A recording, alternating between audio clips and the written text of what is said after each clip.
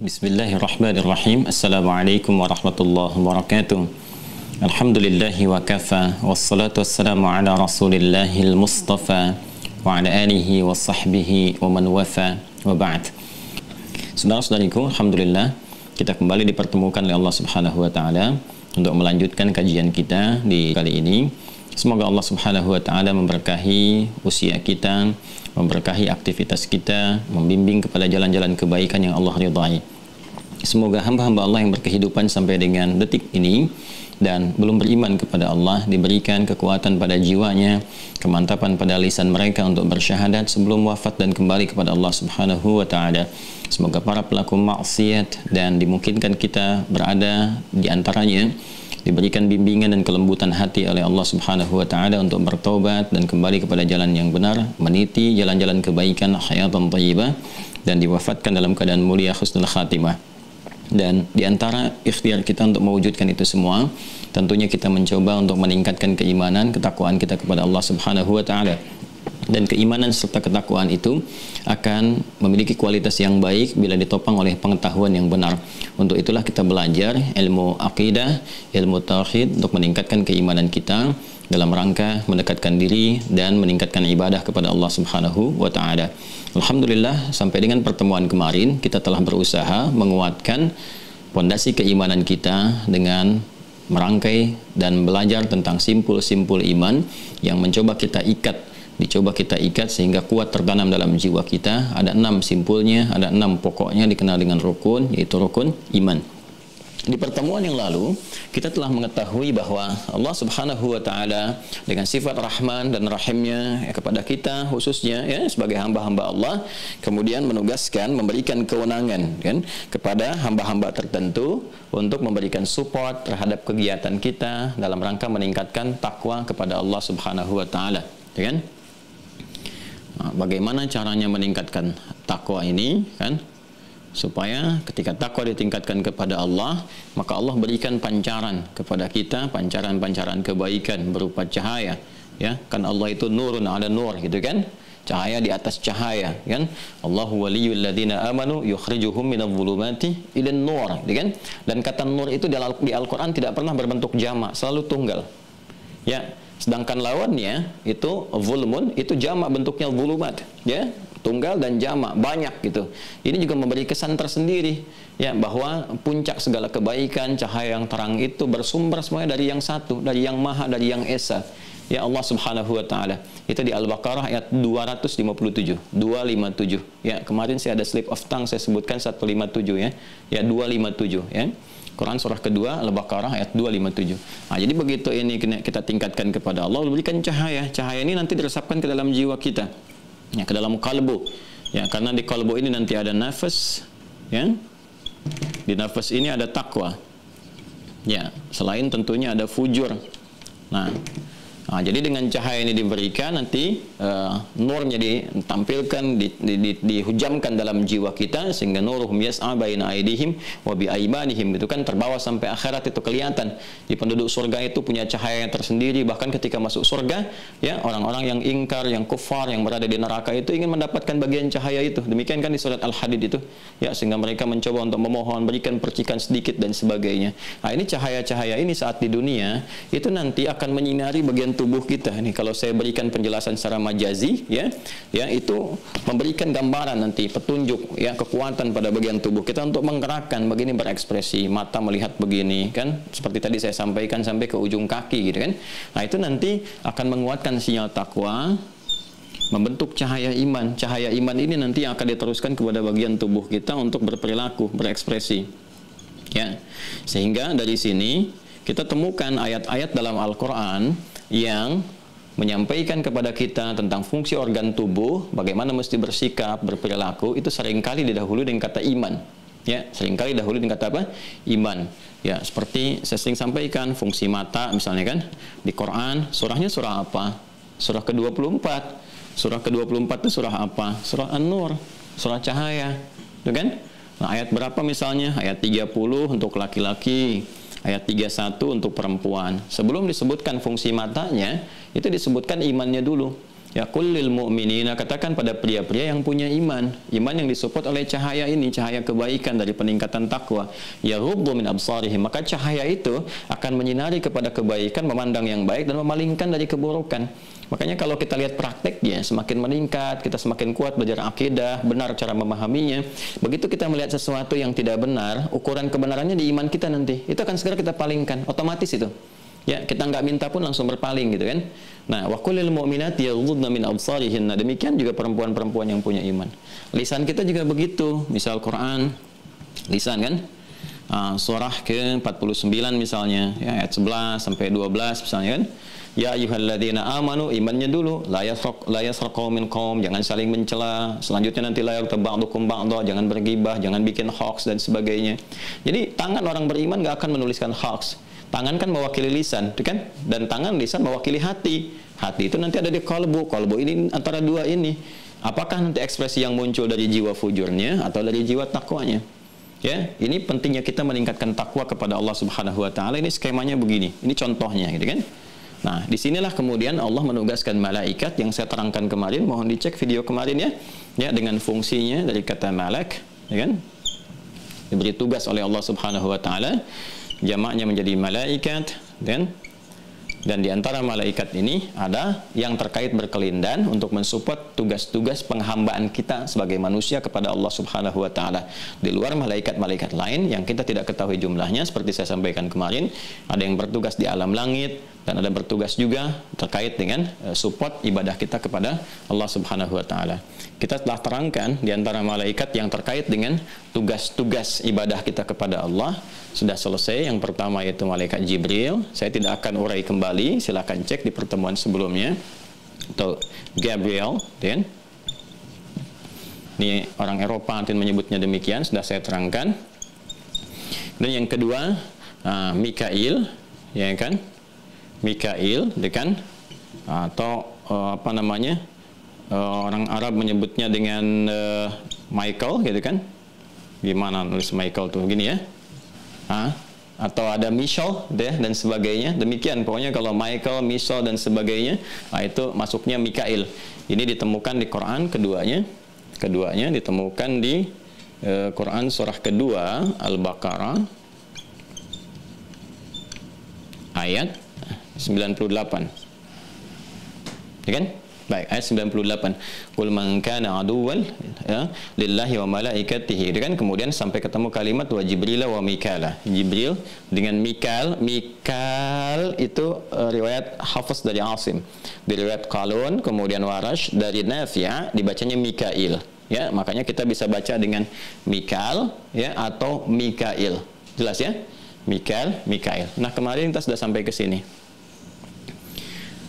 Ini sebagian sudah kita bahas tentang malaikat Mikail yang ditugaskan oleh Allah Subhanahu wa taala untuk mensupport ya kehidupan hamba kita dalam rangka meningkatkan ibadah kepada Allah, dan tugasnya spesifik terkait dengan rahmat, kan? Kemudian ada yang terkait dengan keberkahan, terkait pula dengan rizki. Nah, yang kita pelajari ya dari pemahaman tentang malaikat ini adalah bagaimana karakteristik tugas malaikat ini, ya, karakter tugasnya. Seperti apa ditugaskan, kan? Allah membuat hukum seperti apa untuk menugaskan malaikat Mikail, ya? Kan Allah membuat sebuah hukum. Kamu datangi tempat yang seperti ini, gitu kan? Hamba-hamba yang sedang begini, gitu kan? Nah, tugaskan mengaminkan doa misalnya atau memohonkan ampunan kepada Allah. Itu Allah sudah menetapkan sebuah hukum. Ada hukum umum, ada hukum khusus. Dan kita sampaikan di pertemuan lalu sampai pembagian contoh kepada yang umum dan yang khusus, ya. Misal yang umum, yang disukai kita bagi dua, kan? Yang disukai majelis ilmu, ya kan? Ini sudah saya sampaikan dua hadis, baik yang riwayat Ibnu Majah ataupun riwayat Imam Muslim, ya kan? Man salaka tariqan yaltamisu fihi ilman sahalallahu lahu tariqan ilal jannah wa innal malaikata la tad'u ajnihataha ridan li talibil ilmi. Ini sudah saya sampaikan, lihat di pertemuan yang lalu. Bagaimana malaikat kemudian menyertai para penuntut ilmu, membentangkan sayapnya, memohonkan ampunan kepada Allah, memberikan ridha kepadanya, mengaminkan doa-doanya, ya. Kemudian juga ada yang hadir khusus terkait dengan halaqah Al-Quran. Ya, Jelas di hadis Muslim redaksinya sangat tegas sekali, majtama'a qaumun fi baitin min buyutillahi yatluna kitaballah wa yatadarasunahu fima bainahum ya illa ghasyiyatuhum rahmah wa nazalat alaihimus sakinah wa haffathumul malaikah.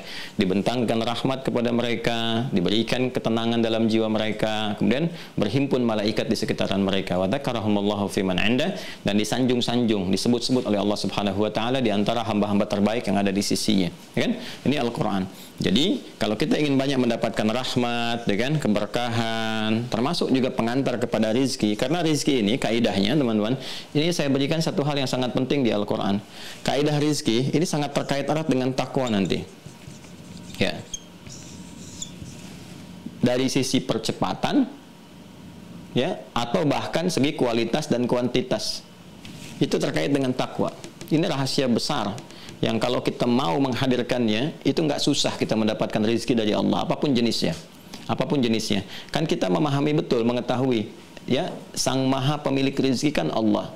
Sehingga Allah menyampaikan namanya dengan nama Ar-Razzaq, ya, wa huwa khairur raziqin, yang terbaik dalam memberikan rezeki. Dan di surah Al-Jumu'ah itu kan, ya, surah 62 di ayat ke-11-nya kan, wallahu khairur raziqin, penutupnya.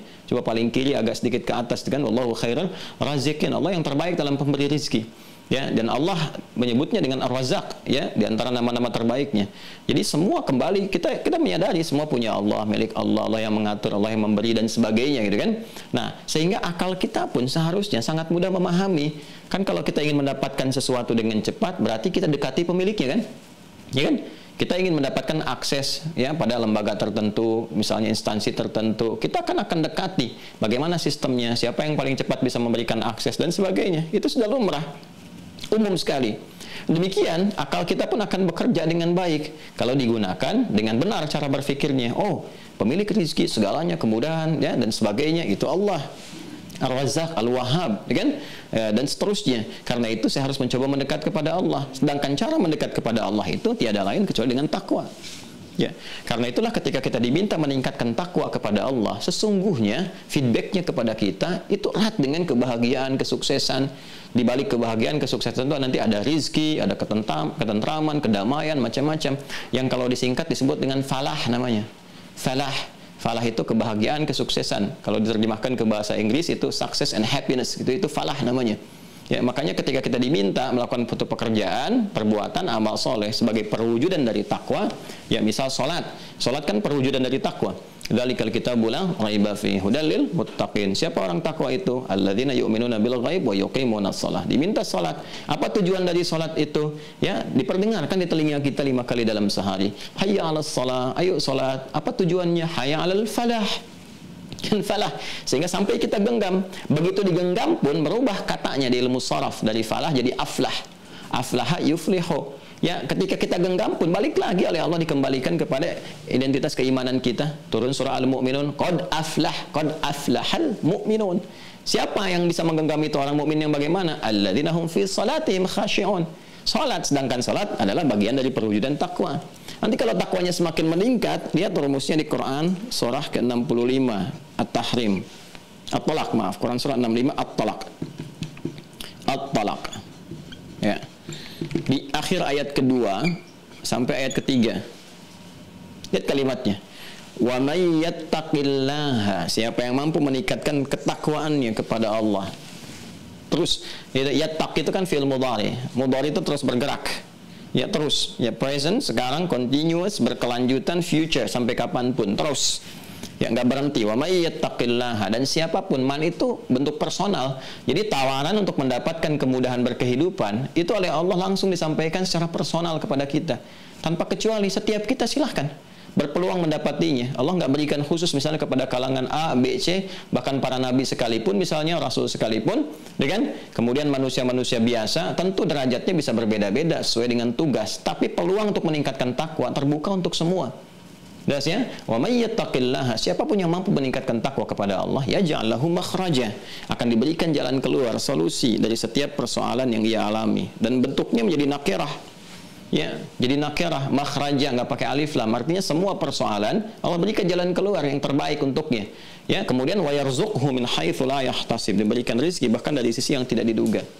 Lalu diberi contoh tentang kehidupan orang-orang dulu. Bagaimana Sayyidah Maryam alaihissalam meningkatkan takwa, tiba kemudian rezekinya datang. Sampai Nabi Zakaria mengkonfirmasi, qalat ya Maryamu anna laki hadha? Qalat huwa min qala ya Maryamu anna laki hadha? Qalat huwa min indillah. Innallaha yarzuqu man yasha' bighairi hisab.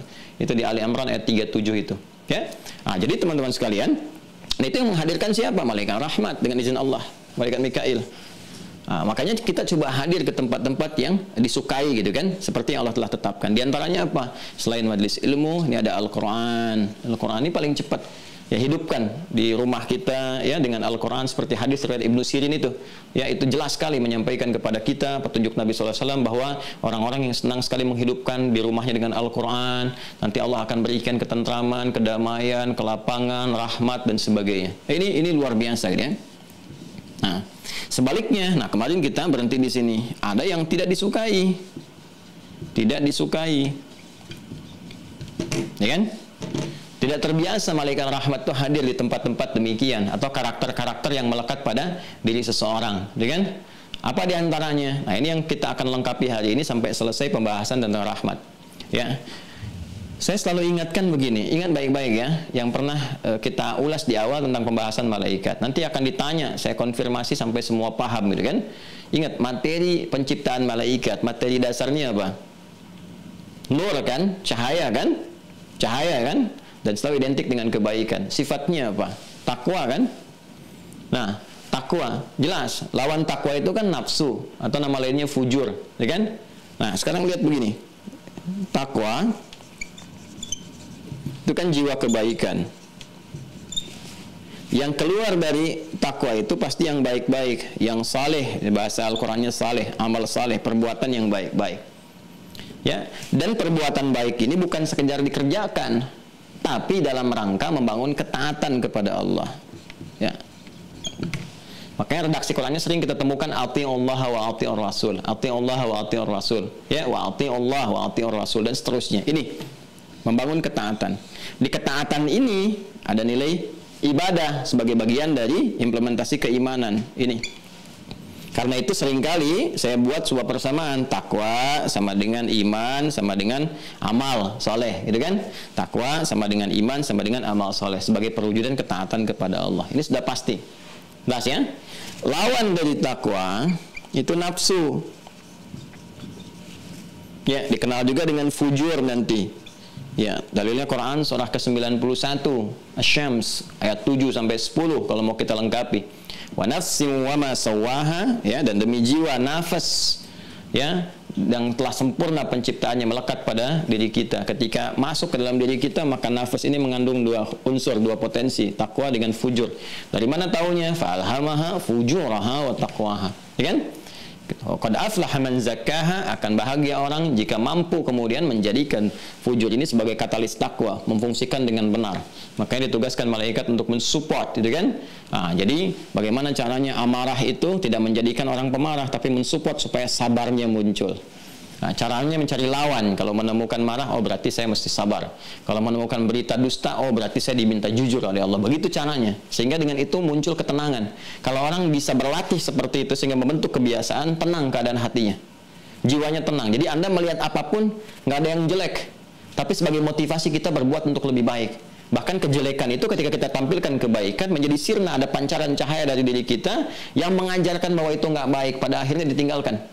Ada orang yang nggak bicara pun langsung bisa membuat orang taubat gitu. Ya, dia nggak bicara pun, dia ngelihat wajah gitu kan, masya Allah.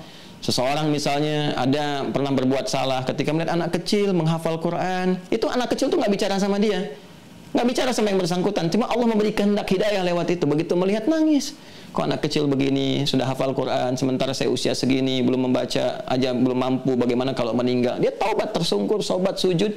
Ya, setelah itu dia kembali menjadi natali lebih baik. Ada yang demikian, bergantung pada cahaya-cahaya kebaikan yang dihadirkan. Tapi kalau dikuasai oleh fujurnya, maka khaba man dassaha, gitu kan? Dia mengotorinya. Maksud mengotori apa? Ini yang baik-baik ini hilang kotor nih, yang muncul ini. Alih-alih mencuci pakaian itu menghilangkan kotorannya, nah ini dia hilangkan pakaiannya. Ya, dia buang pakaiannya, dia tetapkan kotorannya, tampil dengan kotor. Sehingga apa? Nafas dikuasai oleh fujur, bukan takwa lagi, mendominasi ini. Nah, Sehingga dia masuk ke sini, berlakulah kemudian hukum sinekdok totem pro parte. Apa itu sinekdok totem pro parte? Ya, keseluruhan mewakili sebagian, lawannya pas pro toto. Kalau belajar bahasa Indonesia, ya itu ada sinekdok pas pro toto, sinekdok totem pro parte. Indonesia berhasil mengalahkan Malaysia dalam pertandingan bulu tangkis. Apakah semua orang Indonesia main bulu tangkis? Tidak. Yang main mungkin sebagian. Misalnya ada siapa? Ada Anthony Sinisuka Ginting misalnya. Apakah ada siapa lagi? The Minions misalnya, atau Muhammad Ahsan, ya, dan sebagainya, kan cuma sebagian. Ya, tapi kalau kita ganti dengan sebagian mewakili keseluruhan, ya, misalnya Garuda berhasil mengalahkan Harimau Malaya. Maaf kepada saudara-saudaraku di Malaysia, ini contoh saja, ya. Contoh gitu ya. Contoh. Ini kan bukan berarti Garuda hewan lawan harimau, tidak. Dalam konteks ini itu mewakili keseluruhan. Saya mau terangkan begini, karena ini fujur mendominasi di dalam nafas sehingga menguasai ini, ya. Sehingga nafas ini yang tadinya seharusnya mendapat pancaran dari takwa, pancarannya dari fujur. Ini yang kita kenal dengan nafsu, yang disebut dalam bahasa kita itu. Ya, ini nafsu. Padahal nafsu itu asalnya netral. Tinggal bagaimana dan dengan apa dia dikuasai. Kalau dikuasainya dengan takwa, maka akan jadi baik nafasnya di sini. Sampai ketika pulang pun dalam keadaan tenang. Kan yang dipanggil nafasnya saat meninggal. Saat datang itu roh, saat pulang itu nafas. Kenapa? Karena saat datang belum ada amalan, masih bening, masih bersih. Menyatu dengan jasad, dia beramal, beraktivitas. Ya, berdasar informasi, pengetahuan, bekerja, beraktivitas. Ketika punya amal, saat pulang kepada Allah dicabut itu nafasnya. Dengan nafas, ya. Nafas, jadi bukan bahasanya bukan roh lagi. Betul, rohnya pulang, tapi bahasa Qur'annya menjadi nafas. Kenapa? Karena saat pulang dia sudah bawa amalan. Ya, karena itulah ketika dipanggil, ya, kullu nafsin, bukan kullu rohin, kullu nafsin dha'iqatul maut. Ini dalam, ya, dalam, tapi sedikit kita coba gambarkan sehingga mudah dipahami. Ya, saat pertama diciptakan, wa nafakhtu fihi min rohi, ditiupkan roh. Masih bersih, belum ada amalan, belum apa-apa.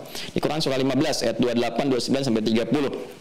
Wa idh qala rabbuka lil malaikati inni khaliqun basyaran min salsalin min hama'im masnun. Dengan fa idza sawaituhu wa nafakhtu fihi min ruhi, ditiupkan roh.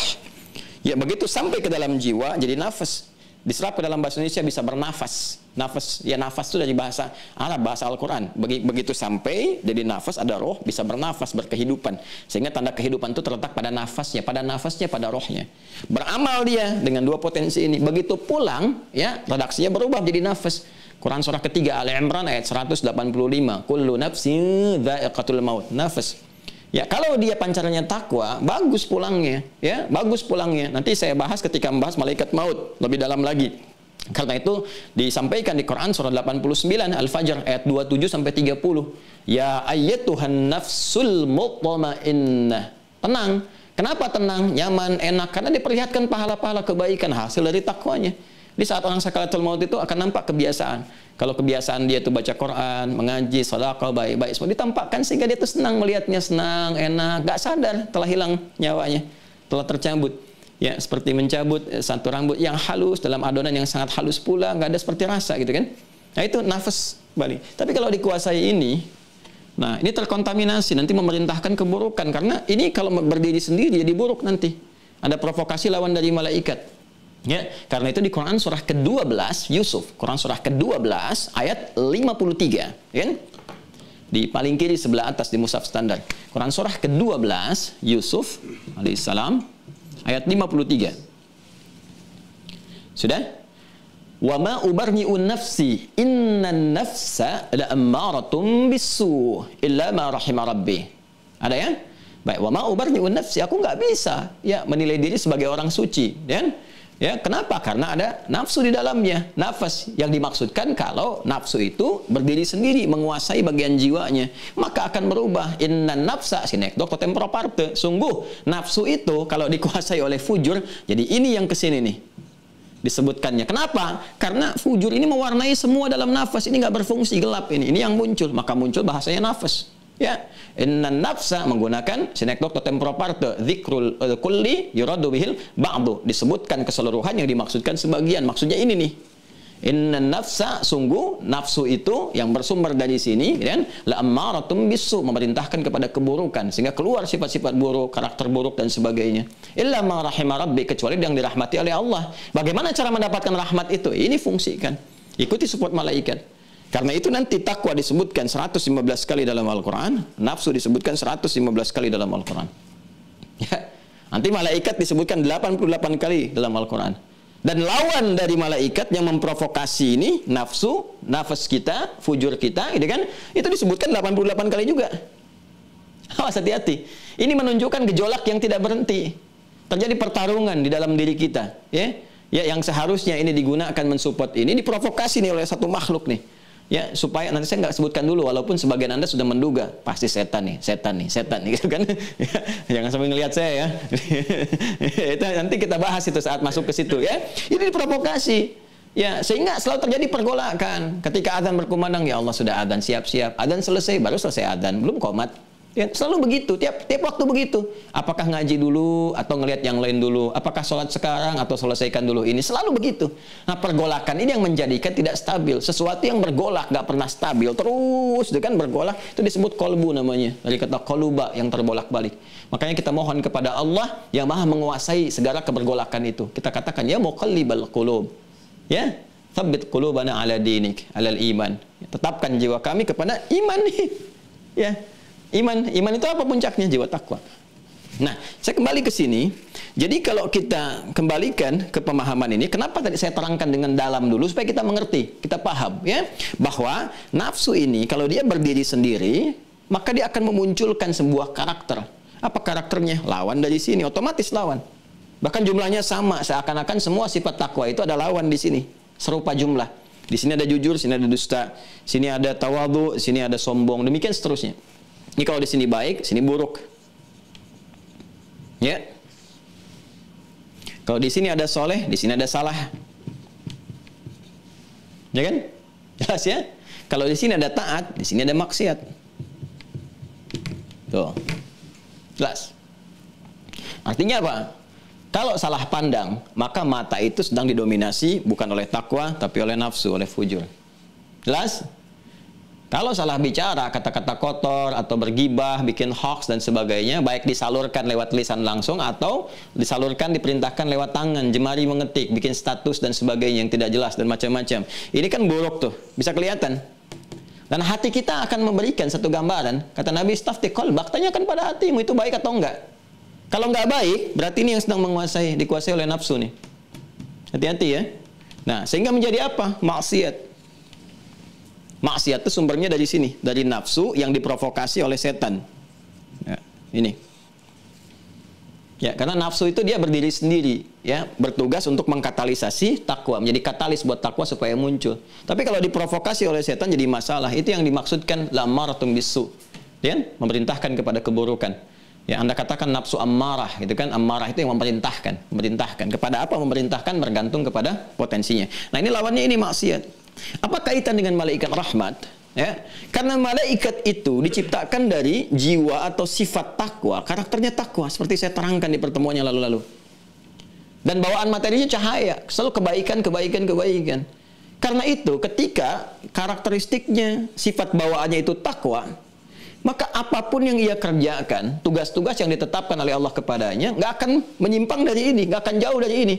Ya, karena sifatnya la ya'sunallaha ma amarahum wa yaf'aluna ma yu'marun. La ya'sunallaha. Quran surah ke-66. Quran surah 66 At-Tahrim ayat yang ke-6. Lihat ujung ayatnya. La ya'sunallaha ma amarahum. Para malaikat itu punya sifat gak akan bermaksiat, tidak bermaksiat. Tidak maksiat. Lawan dari maksiat itu apa? Taat. Taat itu perwujudan dari takwa karena sifat bawaannya. Wa yaf'aluna ma yu'marun, dan menunaikan tugas sesuai dengan yang diperintahkan. Jadi kalau kita bawa ke konteks perbincangan malaikat Mikail, malaikat yang menurunkan dengan izin Allah rahmat, berkah, rizki dan sebagainya, maka dia hanya akan datang kepada jiwa-jiwa personal, pribadi-pribadi yang dekat dengan ketaatan dan menjauh dari maksiat. Jadi kalau seseorang berbuat maksiat pada dirinya, ya otomatis dia akan jauh dari keberkahan, jauh dari rahmat. Sekalipun mendapatkan rizki umum sifatnya, tapi nggak ada punya nilai berkah di dalamnya. Ingat, rizki itu asalnya netral. Semua yang kita dapatkan bentuknya rizki. Tapi bisa berubah, apakah bentuknya itu haram atau halal. Ketika halal, dapat rahmat di dalamnya, dapat berkah di dalamnya. Beda nanti kalau cuma nyari jumlah, teman-teman sekalian. Nggak peduli dengan rahmat, nggak peduli dengan berkah. Bekerja yang banyak, Mau dengan cara tipu-tipu, mau korupsi, ya mau macam-macam, bisa dapat secara kuantitas, tapi kualitasnya nggak ada. Ya, karena nanti yang didapatkannya dari sumber yang haram, maka support dari apa yang didapatkan itu pun kepada yang haram-haram nantinya. Nggak percaya, silahkan. Lihat maksudnya, jangan dibuktikan sendiri. Lihat. Lihat orang-orang yang mendapati dari yang haram-haram tuh. Ya, ada yang berjudi, ada yang korupsi, ada yang nipu-nipu gitu kan. Ada yang mencuri, situasi sedang sulit ya. Orang butuh makanan, butuh ini, butuh itu, bantuan pun diambil juga misalnya, atau mengerjakan tipu-tipu yang lain, atau kita lihat dalam keseharian lah. Ya, lihat perilakunya. Orang-orang yang mendapatkan walaupun banyak itu, dia pakai buat apa? Ada yang mabuk-mabukan, ada yang zina, ada yang dipakai nipu lagi, ada yang macam-macam. Jadi terakumulasi di situ saja. Dan melahirkan yang paling bahaya sifat istidraj nantinya. Itu maksiat. Tandanya apa? Nggak ada keberkahan dalam rezeki. Sederhana ya, sederhana. Ciri mengukurnya begini, kalau kita ingin melihat apakah rezeki yang Allah titipkan kepada kita berkah atau tidak, sederhana sekali. Lihat karakternya. Kalau dari takwa, pasti akan memenuhi kebutuhan, butuh. Kalau dari nafsu, akan memenuhi keinginan, ingin. Ingin kalau mensupport kebutuhan, takwa. Tapi kalau ingin berdiri sendiri, bukan aspek kebutuhan, nafsu. Anda melihat pakaian sekarang yang kita kenakan, buka lemari kita, lihat pakaian. Itu nafsu atau takwa? Coba cek. Butuh nggak? Ya, apa tujuan kita mendapatkan pakaian ini, membeli pakaian ini? Apakah menutup auratkah? Tampil dengan baik sehingga Allah ridha dan sebagainya? Itu takwa namanya. Tapi kalau semua ingin dikoleksi, ingin ini, ingin itu, tapi dikenakan pun tidak gitu. Hanya untuk pajangan saja. Hanya untuk difoto saja, bikin status saja, bikin tujukan kepada orang. Itu nafsu namanya. Anda pun belum tentu butuh. Ya, ini sama di semua aspek, di makanan, konsumsi harian dan sebagainya. Orang melihat lapar berarti butuh makan. Apa yang bisa bermanfaat untuk dirinya? Yang melahirkan keberkahan. Berkah itu ziyadatul khair, yang dengan makan itu bertambah kebaikan-kebaikannya. Yang penting bagi dia dapat tenaga, berbuat baik lagi sampai meninggal demikian. Muncul nilai kebaikan. Tapi kalau Anda banyak menginginkan sesuatu, makan ini itu, tapi menghentikan sifat-sifat baik, nggak kuat untuk beraktivitas, nggak nyaman beraktivitas, jadi malas. Ini nafsu namanya. Jelas ya? Nah, ini sederhana gitu. Makanya banyak orang-orang yang minum sedikit, makan sedikit biasa aja. Tapi kalau ibadah kok bisa kuat gitu? Ya, ibadah kuat, kerjakan yang baik-baik kuat, olahraga juga kuat. Ya, dan coba lihat bagaimana di masa Rasulullah SAW, masa-masa perjuangan itu. Coba lihat bagaimana keadaan tentang Badar misalnya, tentang Uhud dan sebagainya. Ya, ketika diekspansi, ketika mempertahankan ya baik itu kedaulatan, ya, dan puncaknya keimanan. Ada peristiwa aksi militer itu di perang Badar, bagaimana serangan orang-orang kafir ya, dari Quraisy dari Mekah datang ke Madinah, dipertahankan kedaulatan di sana dan sebagainya. Itu kan sedang apa situasinya? Sedang puasa. Apa tujuan puasa? Meningkatkan takwa, mengendalikan nafsu. Ya, mereka bahkan dalam keadaan nggak makan, nggak minum gitu kan, siang hari, itu bisa punya tenaga yang luar biasa. Fatu Makkah itu kejadiannya kapan? Gitu kan? Sedang apa? Rata-rata Ramadan, ingin menunjukkan kepada kita bagaimana kualitas keberkahan itu terjadi. Rahmat itu turun. Nah, kaitan dengan malaikat Mikail, karena malaikat ini jiwanya takwa, sifatnya takwa, materinya cahaya, maka dia hanya akan lekat dengan orang-orang yang membangun ketaatan. Sedangkan maksiat menjauh. Walaupun merasa mendapatkan penambahan rizki macam-macam, tapi fungsi malaikat yang membawa ini nggak ada. Ya, nggak sampai kepada kita. Yang ada nanti apa yang disebut dengan istidraj. Sanastadrijuhum min haitsu la ya'lamun wa umli lahum, itu yang paling bahaya. Ya, inna kaidi matin. Baik, kita teruskan. Karena itu, saya ingin sampaikan sebuah kisah sangat populer sekali. Ya, bahkan di Al-Arba'in juga Al-Imam An-Nawawi memasukkannya dalam rangkaian hadis yang kita hafalkan. Baik ya. Ya, saya bacakan hadis sangat populer sekali. Bismillahirrahmanirrahim sampai ke pembahasan kita ini saja. Hadatsana qala Rasulullah sallallahu alaihi wasallam thumma dzakara rajula, gitu kan? Dan disebutkan tentang kisah bagaimana Nabi sallallahu alaihi wasallam menyebutkan tentang kisah seorang laki-laki yutilu safara, menempuh satu perjalanan panjang. Ya, safar itu perjalanan panjang yang menjadikan kebolehan untuk mengqasar. Ya, jadi nanti beda orang Arab ketika mengatakan ana adhhab ila kadza wa ana usafir ila kadza. Saya ingin pergi ke sini dengan saya bepergian jauh. Kalau safar itu bepergian jauh. Ya, safara yusafiru, orangnya disebut dengan musafir. Jadi musafir itu asalnya bukan peminta-minta.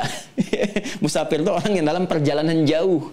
Ya, ketika kehabisan bekal dalam perjalanan, ya dalam keadaan tertentu, maka disebut ibnu sabil namanya, anak yang kehilangan bekal di jalan, gitu kan? Seakan-akan kehilangan satu support kepada dirinya, ibnu sabil, maka boleh disupport lewat apa? Lewat zakat, termasuk infak. Kalau zakat nanti ada di Quran surah 9 At-Taubah ayat ke-60, ya innamas shadaqatu lil fuqara wal masakin wal 'amilina 'alaiha wal mu'allafati qulubuhum wa fir riqab wal gharimin wa fi sabilillah wa ibnis sabil. Kalau infak ada di Quran surah kedua Al-Baqarah ayat 215. Yas'alunaka madza yunfiqun qul ma anfaqtum min khairin falil walidaini wal aqrabin wal yatama wal masakin wa ibnis sabil. Boleh kita support ya. Tapi musafir asalnya orang yang berperjalanan jauh. Orang ini disebutkan oleh Nabi sallallahu alaihi wasallam, dia menempuh perjalanan jauh. Perjalanan jauh kalau ditujukan untuk membangun ketaatan, ya itu Masya Allah keberkahannya banyak. Doa dikabulkan karena mau taat nih. Ya Allah sangat mencintai gitu kan. Ya orang-orang mau jalan-jalan pergi jauh. Kan ada di antara mereka yang hanya ingin sekedar menikmati keduniaan. Apakah salah? Tidak. Salah sih enggak, cuma netral, artinya enggak ada pahalanya gitu. Makanya Nabi mensupport kalau pengen jalan-jalan sekalipun ke tempat terjauh, cari yang bisa menguatkan iman. Ya, menguatkan iman atau menambah pengetahuan. Ya, jadi konsepnya dua di Al-Quran itu. Yang menguatkan iman atau menambah pengetahuan. Yang menguatkan iman, contoh Nabi contohkan 3 tempat. La tasyuddur rihal, ya. Jangan kamu kuatkan keinginan untuk berihlah, ya, menempuh jalan-jalan dan sebagainya. Illa li thalathatin, kecuali kepada 3 tempat kata Nabi. Ini contoh 3 ini. Ya, satu Al-Masjidil Haram, wa Masjidi Hadza, Masjid Nabawi, gitu kan? Kemudian Masjidil Aqsa. Ini contoh, kenapa ketika Anda masuk Masjidil Haram, itu kan ada kekuatan iman, beda, auranya lain, meningkat iman kita, bisa menambah wawasan pengetahuan lewat ta'lim, ini apa. Ini kalau reda pandemi, dibuka umrah dan sebagainya, dan wajar untuk kita bisa sampai kesadarnya dengan kemampuan kita bersama, nabung dari sekarang, nanti waktunya saya sampaikan, kita bisa sama-sama saya tunjukkan. Inilah rumah Rasulullah, ini rumah Abu Bakar, kehidupan dengan Sayyidah Khadijah di sini, pernah main gulat dengan Abu Jahal di sini, Abu Jahal kalah, terus dia kemudian merasa nggak enak sama Nabi, ya, melamar Sayyidah Khadijah ditolak, Nabi melamar diterima, dendamlah sama Nabi, semua apa yang kemudian dikerjakan Nabi salah semua sama Abu Jahal, makanya disebut Abu Jahal, gitu kan. Tempatnya di mana? Di mana tempatnya Ibnu Abbas ketika main kemana, ketika belajar bagaimana, itu meningkatkan pengetahuan dan meningkatkan iman. Ya, beda. Masjid Nabawi juga suasananya berbeda, auranya lain, beda saat kita sampai sana. Enak, tenang, nyaman, nggak berisik, macam-macam gitu kan. Nah, Masjidil Aqsa juga demikian.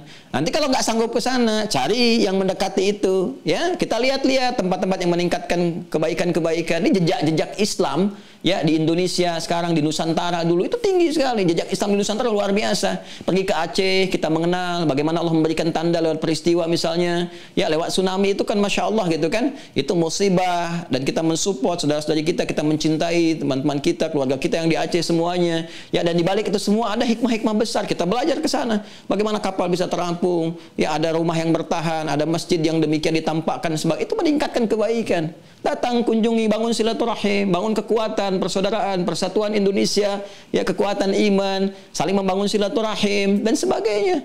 Ya, Masya Allah, salam hormat keluargaku yang di Aceh dan sebagainya. Saya mencintai Anda semua karena Allah. Ya, demikian. Lewat Pantura datang, lihat bagaimana misalnya Masjid Demak dibangun, terus kita lewati. Ya, terus ya dari Kuningan sampai boleh kita masuk Cirebon sampai terus Semarang, Demak, Kudus, tuh kan. Kemudian dari Kudus nanti masuk Pati ke Rembang, Rembang ke Lasem, banyak macam-macam di situ sampai terus ke Tuban dan sebagainya. Banyak sekali jejak-jejak peninggalan sejarah yang bisa kita pelajari. Ya, saya dulu sering suka lihat itu kan. Terus lihat sampai saya hitung betul tuh. Ya, waktu ke apa namanya? Sunan Bonang itu petilasannya kenapa di atas. Naik ke atas sampai saya hitung berapa anak tangganya. Ya, kemudian siapa penjaganya Pak Abdul Wahid, ternyata dijelaskan, ngobrol gini-gini, kita lihat. Kita petakan dan kita lihat, oh ternyata mereka semua mempelajari sejarah Nabi bagaimana ketika awal mula dakwah itu di copy paste, diterapkan. Kenapa ngambil puncak ini? Kenapa bawahnya tepian pantai ke lautan? Untuk mengamati masyarakat seperti apa, terus memohon kepada Allah gitu kan, bagaimana minta petunjuk kepada Allah supaya bisa membenahi masyarakat dan sebagainya. Itu yang disebut pasujudan itu. Jadi bukan untuk dikultuskan, untuk dipelajari, dilihat dan sebagainya. Ya, kuburannya kan bukan di situ. Itu menarik kisahnya gitu.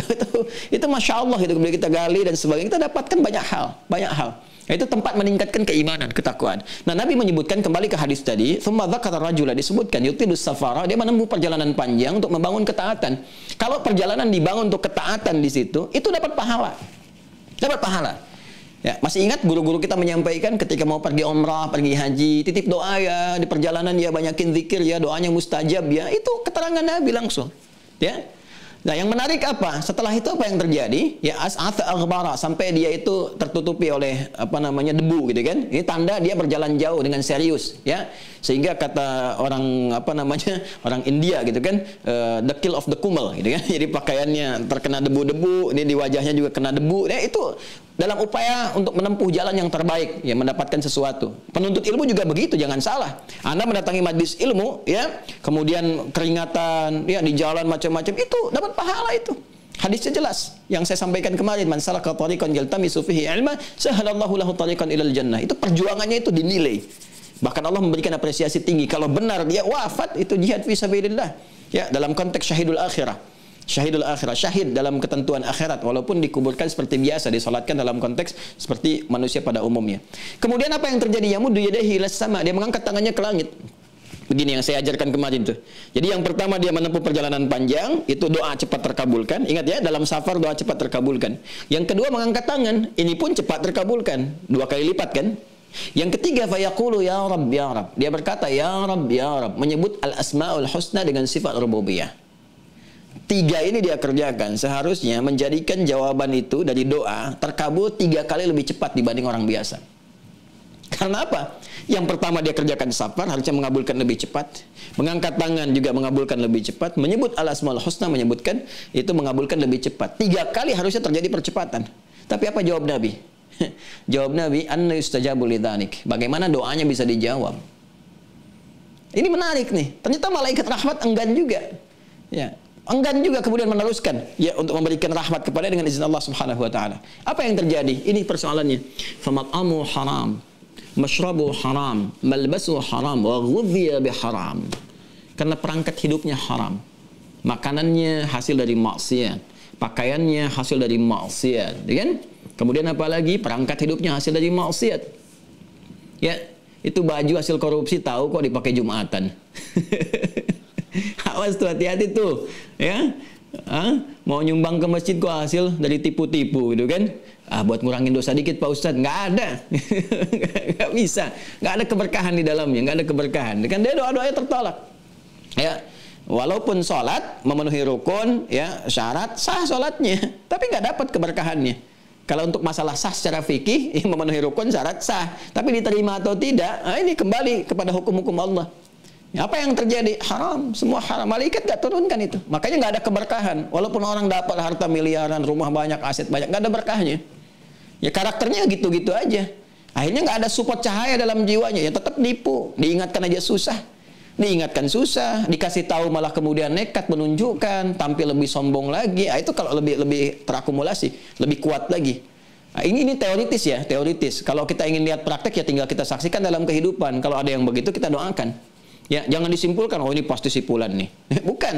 Ya, tunjuk diri kita dulu, diri kita pribadi. Ada nggak kecenderungan begitu? Kalau ada begitu, segera perbaiki. Bagaimana sekatnya bertaubat? Ya, taubat tuh. Taubat sama Allah, minta petunjuk untuk dipecahkan tuh. Ya, pecahkan sekat-sekat itu. Sebab ketika berbuat satu maksiat, kata Nabi, naktah sauda di hadis Muslim. Ada kotoran hitam. Ya, kalau setiap kotor nutup. Ya. Saya ilustrasikan supaya gampang ya, supaya mudah. Mas minta izin tolong yang gelas itu ya. Ya, dengan tutupnya aja sekalian. Baik. Jazakallah khair. Ini aja itu disimpan. Nah, ini teman-teman ya. Oh. Baik ya. Jangan lihat teh manis ya. Kalau dilihat namanya teh coklat ya. Diminum baru manis atau tawar. Baik. Lihat ini teh ya, teman-teman sekalian. Fokus baik-baik, lihat. Ini kan ada penutupnya nih. Saya ilustrasikan di cawan hati kita nih. Ya, di sini nafas, di sini ada takwa, ada fujur, ada segala hal, ada pusat untuk pemberian cahaya. Sekarang lihat baik-baik seperti ini. Ya. Ini masih kosong nih. Mau diisi apa saja itu mudah. Anda mau masukkan benda A, benda B, benda C itu masuk. Termasuk cahaya kebaikan masuk. Ya, misalnya gini, saya minta izin. Ada handphonenya yang ada cahayanya nggak center kayak gitu. Ya. Flashnya, oke, udah ada ya. Nah ini teman-teman sekalian, ini ada flashnya ya. Bismillah, ini mati mas. Taib. Ya, jazakallah khair. Lihat baik-baik teman-teman sekalian. Tuh ya, tuh tersinari kan? Beda warnanya ya. Tuh, Beda kan? Ya, sinar masuk ya, cahaya masuk ya, tuh lihat. Ya. Sekarang apa yang terjadi? Kalau ini tertutup, kalau ada maksiat, kata Nabi naktah sauda, ada kotoran hitam, nutup. Sekarang tertutup. Kita ambil dari penutup yang ringan dulu. Boleh minta tisu? Satu lembar. Maaf ya, saya melibatkan kawan-kawan dulu supaya memudahkan memberikan satu ilustrasi pada kita semua. Ini teman-teman sekalian, ini ada yang begini nih. Tutup ya. Kalau tutup kan apa artinya? Ada yang penutupnya masih halus. Artinya kalau kita masukkan benda pun, ya masih bisa masuk kalau bendanya kuat kita masukkan, tapi tersaring di sini, masih bercampur, ya kan? Nah, jadi harus kencang, harus diingatkan, harus dikuatkan dan sebagainya. Sama nih. Ya, kalau manusia itu seringkali ada perbuatan-perbuatan dimulai dengan maksiat, bicaranya mulai kotor, pandangan mulai salah dan sebagainya. Karena yang salah masuk, yang soleh tertekan. Akhirnya ketika ada panggilan-panggilan kesolehan, sulit muncul. Diingatkannya mesti berkali-kali. Nah, sholat sudah balik. Iya, mak. Sudah azan tahu, tapi kan belum qomat. Sudah qomat, iya, kan masih 2 jam lagi. Dia sholat tapi lama, kan ada penutup. Coba dicek. Ya, kalau di rumah ada yang susah begitu dan sebagainya, kan normalnya begini. Ini yang normal ya, yang standar. Begitu panggilan tiba, siap-siap dan sadar itu. Itu kan yang normal. Ya, jika disebutkan nama Allah ada getaran dalam jiwanya, itu iman normal. Ya innamal mu'minuna alladzina idza dzukirallahu wajilat qulubuhum. Quran surah ke-8 ayat kedua gitu kan. Kemudian hafidhu 'alas salawati was salatul wusta. Jaga waktu-waktu salat. Jaga, saling menjaga oleh kalian waktu-waktu salat. Quran surah kedua ayat 238. Kan? Inna salata kanat 'alal mu'minina kitaban mawquta. Orang beriman tuh tahu waktunya salat. Quran surah keempat An-Nisa di akhir ayat 103, gitu kan? Jadi normal begitu dengar azan siap-siap itu normalnya. Tapi kalau ada tetesan-tetesan hitam nutup walaupun masih halus, ini agak lama. Agak jeda gitu kan. Nah, maka coba dicek di keluarga dulu ya, cek di keluarga. Begitu adzan lihat nih, lihat identifikasi satu-satu apa nih. Yang balik ya, kalau yang belum balik itu bergantung kebiasaan juga kita arahkan, support, lihat usia. Support terus supaya membentuk kebiasaan pada dirinya. Ya kan? Walaupun belum ada hisab tapi orang tuanya dihisab bagaimana mengarahkan. Bagaimana mengarahkan anak-anaknya? Kan Nabi mengatakan kullu mauludin yuladu 'alal fitrah fa abawahu yuhawidanihi ayunassiranihi aw yumajjisanihi. Anaknya enggak dihisab, tapi bapak ibunya dihisab. Ingat itu, ya kan? Baik, ya ingat loh. Mama, itu kan, ayo, siap, anak-anak siapkan sholat. Pak, anak-anak kan enggak dihisab. Iya, tapi mama kan dihisab. Ya kan? Ayo, itu siapkan dulu anak-anaknya. Ya kan? Nah, itu membentuk kebiasaan bagi dia sehingga nanti ketika dia dewasa sudah terbiasa, ada kesadaran dan sebagainya. Ya kan? Adek, yuk yang kecil pakai jilbabnya dulu. Aduh mah, nggak usah begitu-begitu kan anak kecil kan belum dihisab. Iya, tapi mama kan papa dihisab. Ya, kita biasakan dari kecil supaya dewasa dia terbiasa, nggak asing lagi dengan jilbab, kan? Nah, itu poinnya. Jadi ketika Anda temukan, terutama maaf yang sudah balik nih, ya lambat apa dan sebagainya, coba dicek pribadi kita. Oh, apa yang salah nih? Maka latihan sepekan ini mata saya harus lihat yang baik dulu. Jaga, jangan sampai lihat yang salah. Lisan, kalau nggak mampu diam. Man kana yu'minu iman billahi wal yaumil akhir falyakul khairan aw liyasmut. Siapa yang merasa beriman pada Allah dan hari akhir, tahu akan dihisab, berkata yang baik. Kalau tidak diam. Katakan yang baik-baik, katakan yang indah-indah, katakan yang mulia-mulia. Kalau nggak bisa diam.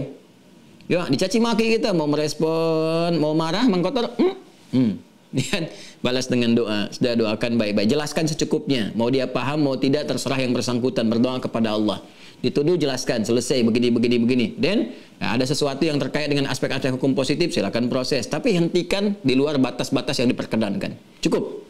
Kalau itu kita cukupkan, selesai. Kalau diteruskan kemana-mana nanti. Ya, nah semakin mengakar kuat begini, terus kalau nggak berhenti nih, diikutin terus jadi kebiasaan. Biasa bermaksiat bahaya. Kalau sudah begini, Tuh, teman-teman sekalian. Ke samping cahayanya. Bukan tembus, cahayanya di sini. Nggak tembus. Ini sifat rahman Allah yang menginginkan setiap hamba dapat rahmat itu. Dicurahkan pun nggak tembus. Balik, mental. Anna yustajabu lidzalik. Sedangkan sifat doa itu ketika dimintakan, itu seyogyanya dikabulkan. Kan kaidahnya begitu. Ya, Quran surah kedua Al-Baqarah di ayat 186. Wa idza sa'alaka 'ibadi 'anni fa inni qarib ujibu da'watad da'i idza da'an. Jika hamba-Ku mencari-cari aku, ingin bermohon kepada aku, katakan aku sangat dekat. Bila dia bermohon pun aku kabulkan. Jadi sifat doa itu kalau dimintakan dikabulkan. Wa qala rabbukum ud'uni astajib lakum. Rabbmu berfirman, memerintahkan bahkan, berdoa kepada aku jawab. Nah, jadi kalau nggak dijawab oleh Allah, bukan berarti Allah nggak mau jawab. Diberikan pun mental. Kenapa? Karena ada penghambat ini, ada sekat. Kita harus buka dulu. Ya malaikat ditugaskan, tapi tugasnya nggak bisa sempurna dilakukan, bukan karena sifat malaikatnya, karena perilaku kitanya. Mau dikasihkan mental ya Allah, diberikan mental ya Allah, maksiat, nggak mau turun. Ya, jadi mengenali karakter malaikat Mikail jangan cuma dihafal. Jibril, Mikail, Israfil, Israel. Ya, coba kitanya paham nggak tugasnya, karakternya apa terkait dengan kita? Ya, jelas ya.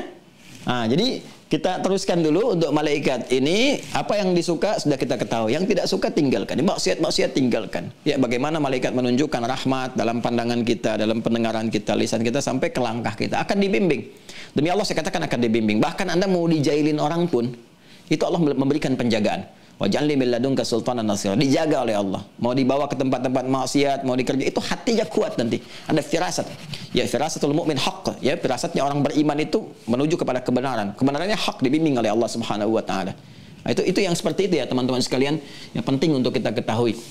Dan saya pernah dengar kisah ini, kisah yang sangat menarik ya, di Eropa sana atau di Amerika ada yang menyebutkan demikian, bahwa seorang perempuan, dia berhijab, menata diri dengan baik, dan seorang yang sangat taat, masya Allah. Tiba-tiba lewat satu tempat gitu kan, itu daerah, ada yang menyebutkan gang atau jalan tertentu. Ini kisah nyata. Ya, terus ada pemuda-pemuda di situ yang berniat buruk gitu kan.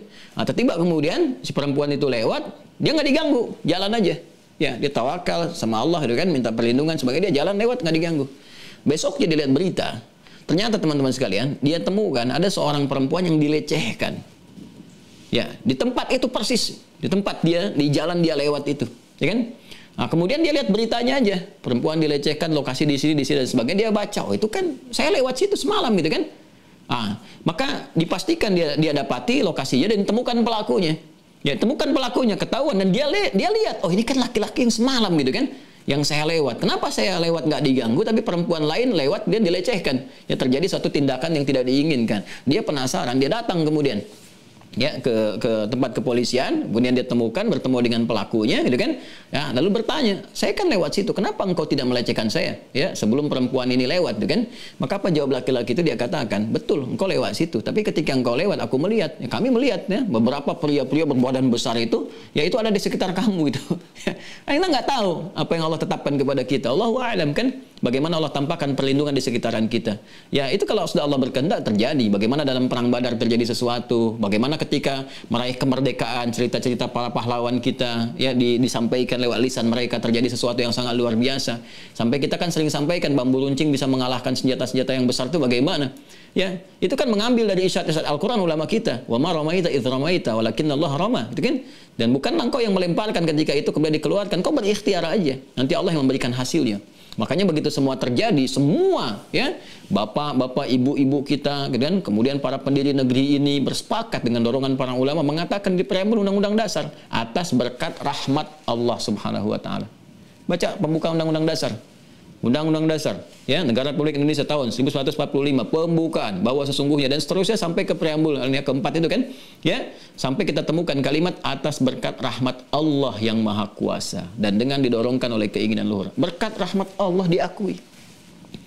Ya, bagaimana rahmat berkat itu diturunkan? Ya, malaikat ditugaskan oleh Allah. Siapa malaikatnya? Malaikat Mikail. Ya, makanya ketika Bung Karno, ini sejarah ya, awas hati-hati nih, kita harus mengerti betul, ini sejarah sekali. Ketika Bung Karno konsultasi, ya untuk hari proklamasi kemerdekaan, waktunya kapan, jamnya bagaimana, datangnya kepada siapa? Ya, Habib Ali Kuitang. Ya, kepada Habib Ali datang beliau konsultasi. Ini nggak pernah diungkap gitu kan. Udah harinya hari Jumat, Ramadan, hari Jumat, jam 10 pagi. Tempat di mana? Datang Syekh Faraj bin Marta. Ini wakafkan rumah beliau. Jalan Pegangsaan Timur nomor 56. Itu punya Syekh Faraj bin Marta. Ini orang Islam tuh. Ya, cinta Indonesia, keturunan dari Yaman. Datang itu kan. Koleganya masih ada sampai saat ini. Sampai mendapatkan penghargaan. Diketik tuh dari pemerintah memberikan penghargaan kepada beliau. Itu Syekh Faraj bin Marta tuh luar biasa, dermawan luar biasa, muslim yang taat tuh kan. Sampai juga memfasilitasi Bung Karno dengan kendaraannya. Itu kan ke Bogor, yang main-main ke Bogor asalnya kan ke tempat beliau juga, difasilitasi juga itu. Ya, Bung Karno main ke Bogor aja difasilitasi. Ya, itu banyak hal yang kita itu harus membaca lebih dalam lagi, bahwa ada nilai-nilai keberkahan, rahmat yang tertanam. Dulu kompak semua para ulama-ulama. Itu kan nasionalis-nasionalis juga belajar bagaimana Bung Tomo kemudian meneriakan takbir Allahu Akbar. Ternyata baru diketahui sekarang lewat keluarganya menyampaikan, ya, wasiat kalau sedang kesulitan buka Al-Qur'an. Itu kan kita nggak dapat informasi itu. Ya, saya ketika mendapati hibah dari kursi keluarga beliau, kan, ahli waris beliau, itu sepucuk suratnya Masya Allah gitu, luar biasa. Ya, baru kita duduk terdiam, neteskan air mata bagaimana mereka mendekati Allah. Ya, sebelum mereka mendekati rakyatnya, sebelum mereka kemudian berjuang dan sebagainya. Makanya saya sarankan ya, pejabat-pejabat sekarang yang mengisi kemerdekaan, ini merah putih nih saya tampilkan ini ya. Karena perjuangan para pahlawan kita itu sudah berkorban dengan darah mereka yang merah. Ya, ditutup dengan kafan ketika kembali kepada Allah yang putih. Ya, jadi kita jangan pernah mengisi kemerdekaan itu dan mengkhianati perjuangan mereka. Bagi kita orang beriman, tingkatkan iman dengan cara mengisi kemerdekaan. Ya, bagaimana caranya tingkatkan iman? Rajin ibadah supaya berkah negeri ini. Baldatun thayyibatun wa rabbun ghafur, Allah ridha. Makanya sekarang yuk orang Islam tingkatkan sholat yang betul supaya terbebas dari perbuatan keji dan mungkar, nggak korupsi, nggak nyuri, nggak nyogok, nggak macem-macem.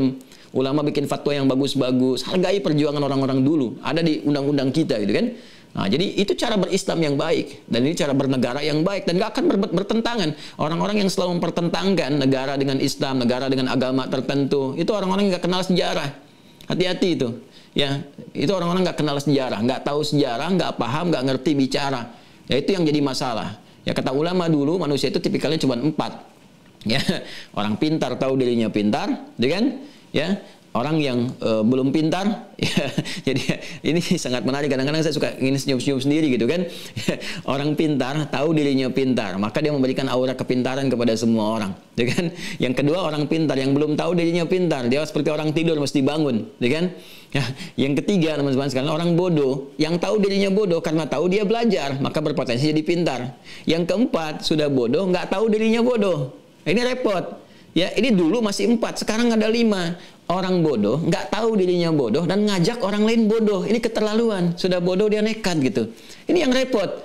Ya, jadi dia tuh harusnya tahu bahwa ada saham besar Islam, saham besar keagamaan dalam kelahiran negara Kesatuan Republik Indonesia. Sampai dituangkan di pembukaan Undang-Undang Dasar. Sampai dituangkan dalam pasal 29 ayat 2. Sampai negara pun dasarnya atas ketuhanan yang Maha Esa. Sampai dibentuk Pancasila, sila pertamanya ketuhanan yang Maha Esa. Sekarang pengen dipisahin agama dari negara.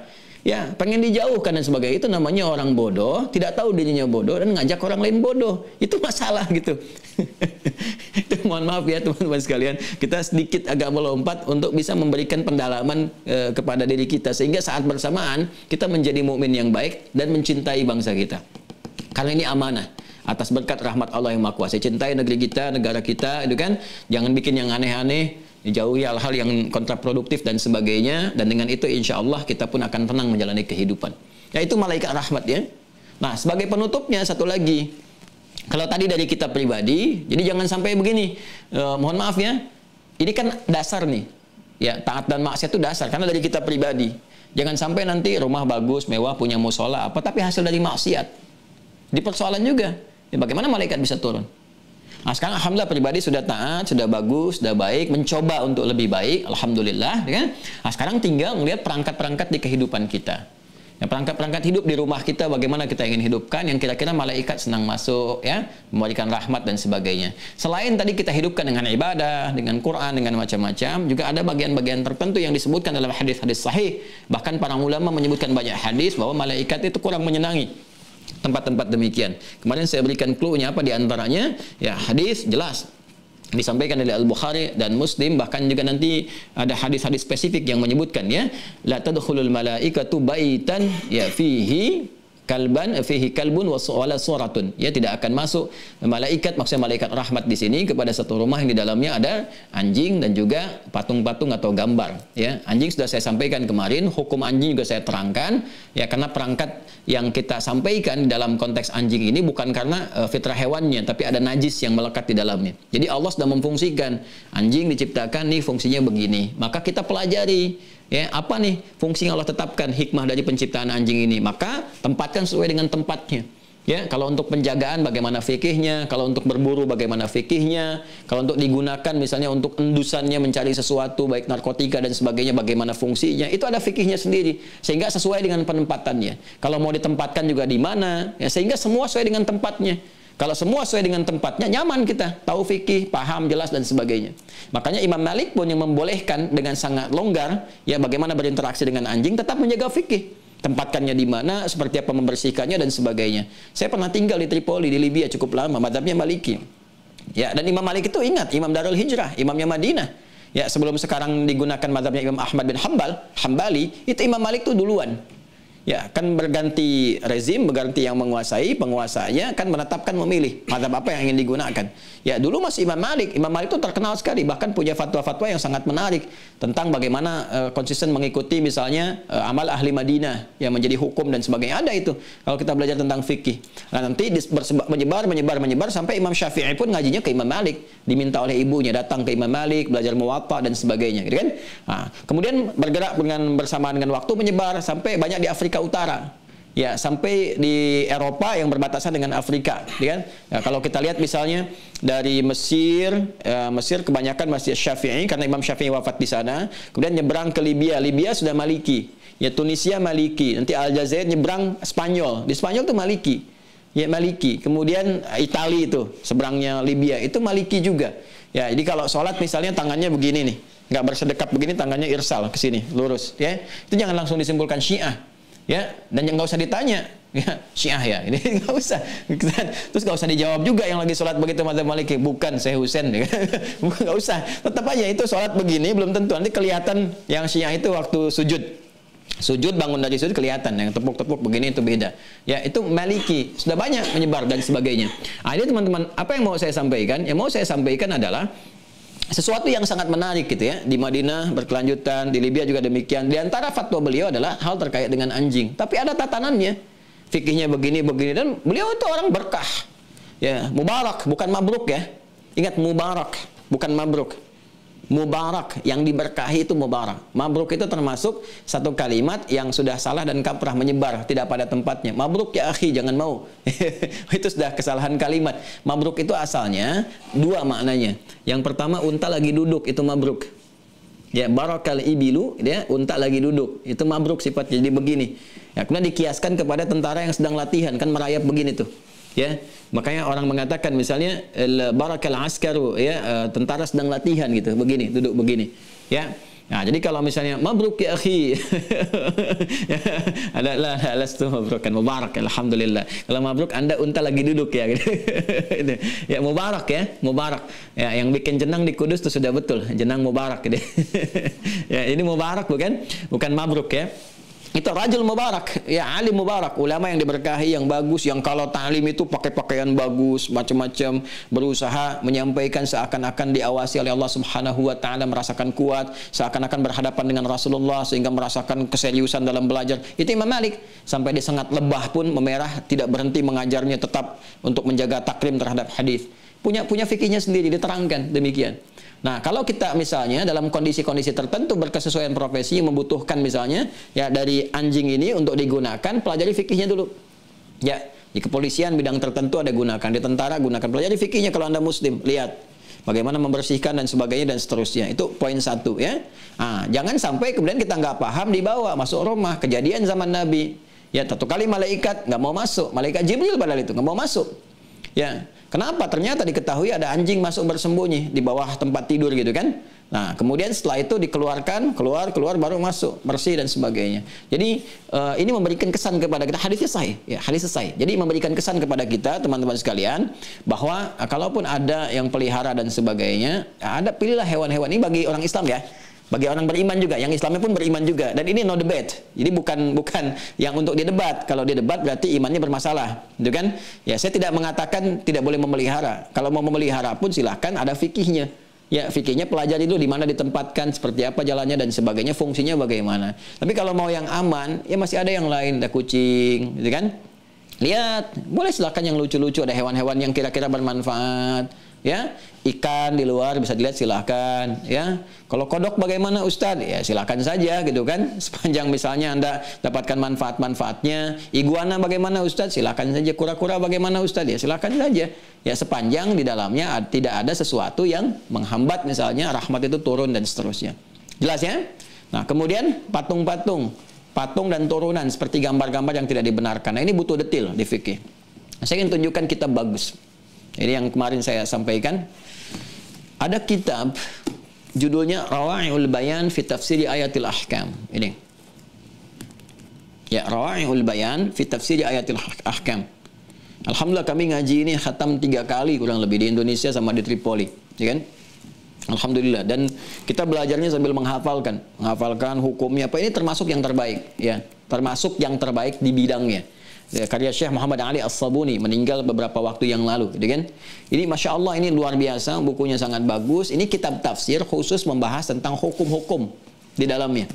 Ya, tapi berdasarkan ayat-ayat Quran. Ini ada ayat begini, membawa persoalan hukum, fikih, apa hukumnya. Nanti diturunkannya luar biasa indah. Ayatnya dulu, kemudian makna mufradatnya, setelah itu i'rabnya, setelah itu kemudian makna ijmali, makna umumnya bagaimana, setelah itu hukum dengan pendapat ulama. Jadi hukum pun ditarjih. Ya, ini ada persoalan nih, apa hukum patung misalnya kan dalam Islam. Persoalannya apa? Ada berapa persoalan? Dijelaskan dulu dari mana asal usulnya, dari patung begini, kemudian yang tadinya boleh jadi haram begini, sampai pendapat ulamanya, hadisnya apa dan sebagai kesimpulannya apa. Ini tafsir Ayatul Ahkam, ya, karya Syekh Muhammad Ali As-Sabuni. Sudah ada terjemahannya.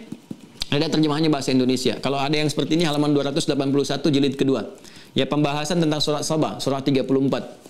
Ya, ayat ke-13. Kalau mau dari ayat 11-nya supaya terurut boleh. 11, 12, 13, 14. Nanti di ayat 13-nya, surah 34, ayat 13, itu ada pembahasan tentang ini. Ya, saya dulu belajar, ya termasuk menghafal juga. Jadi, insya Allah masih ingat ini ya. Ya, di halaman 281. Nah, ini ada pembahasan. Nah, ini dia. Hukmut tamathil was-suwar. Ya. Al-Muhadarah al-Thamina Ashar. Pembelajaran yang ke-18. Ya. Hukmu tamathil waswar, hukum ya patung-patung, waswar dan gambar-gambar. Nah ini nanti saya berikan penjelasan singkatnya aja ya, secara singkat gambarannya begini, nanti detailnya saya berikan penjelasan dari sini gitu. Jadi nanti kita tahu mana yang boleh, mana yang enggak di antara patung-patung ataupun terkait dengan gambar-gambar. Nah asal patung teman-teman sekalian, ini asalnya tersambung kepada masa Nabi Nuh alaihissalam. Ya ulang ya, masa Nabi Nuh alaihissalam. Nah, kalau masa Nabi Nuh berarti suratnya surat Nuh. Buka surah ke-71 surat Nuh. Langsung aja ke ayat 23, buka mushafnya. Quran surat 71, teman-teman di Mira buka mushaf. Ingat ya, setiap ngaji dengan saya dimanapun, itu selalu ada mushaf. Kita sebentar lagi berhenti ya. Jadi tolong fokuskan baik-baik. Quran surat 71 Nuh ayat 23. Ya, wa qalu la tadharunna alihatakum wa la tadharunna wadda. Ada ayatnya? Wala suwa'a kan, wa yaghutha, kemudian kesananya ya'uqa wa nasra gitu ya.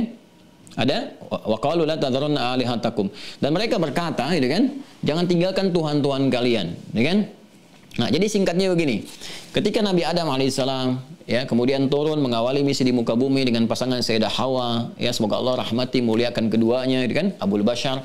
Setelah itu apa yang terjadi? Berkehidupan kan, kemudian lahir keturunan-keturunan ya, yang di An-Nisa ayat 1 itu, ya ayuhan nasu taqu rabbakum alladzi khalaqakum min nafsin wahidah, Adam, wa khalaqa minha zawjaha Hawa, wa khalaqa minha zawjaha Hawa, wa batha minhuma rijalan katsiran wa nisaa. Keturunan menyebar, keturunan itu menyebar sampai nanti bersuku-suku, bertempat-tempat berbeda-beda. Ya pindah surahnya ke surah 49 Al-Hujurat ayat 13. Saya cepat ya.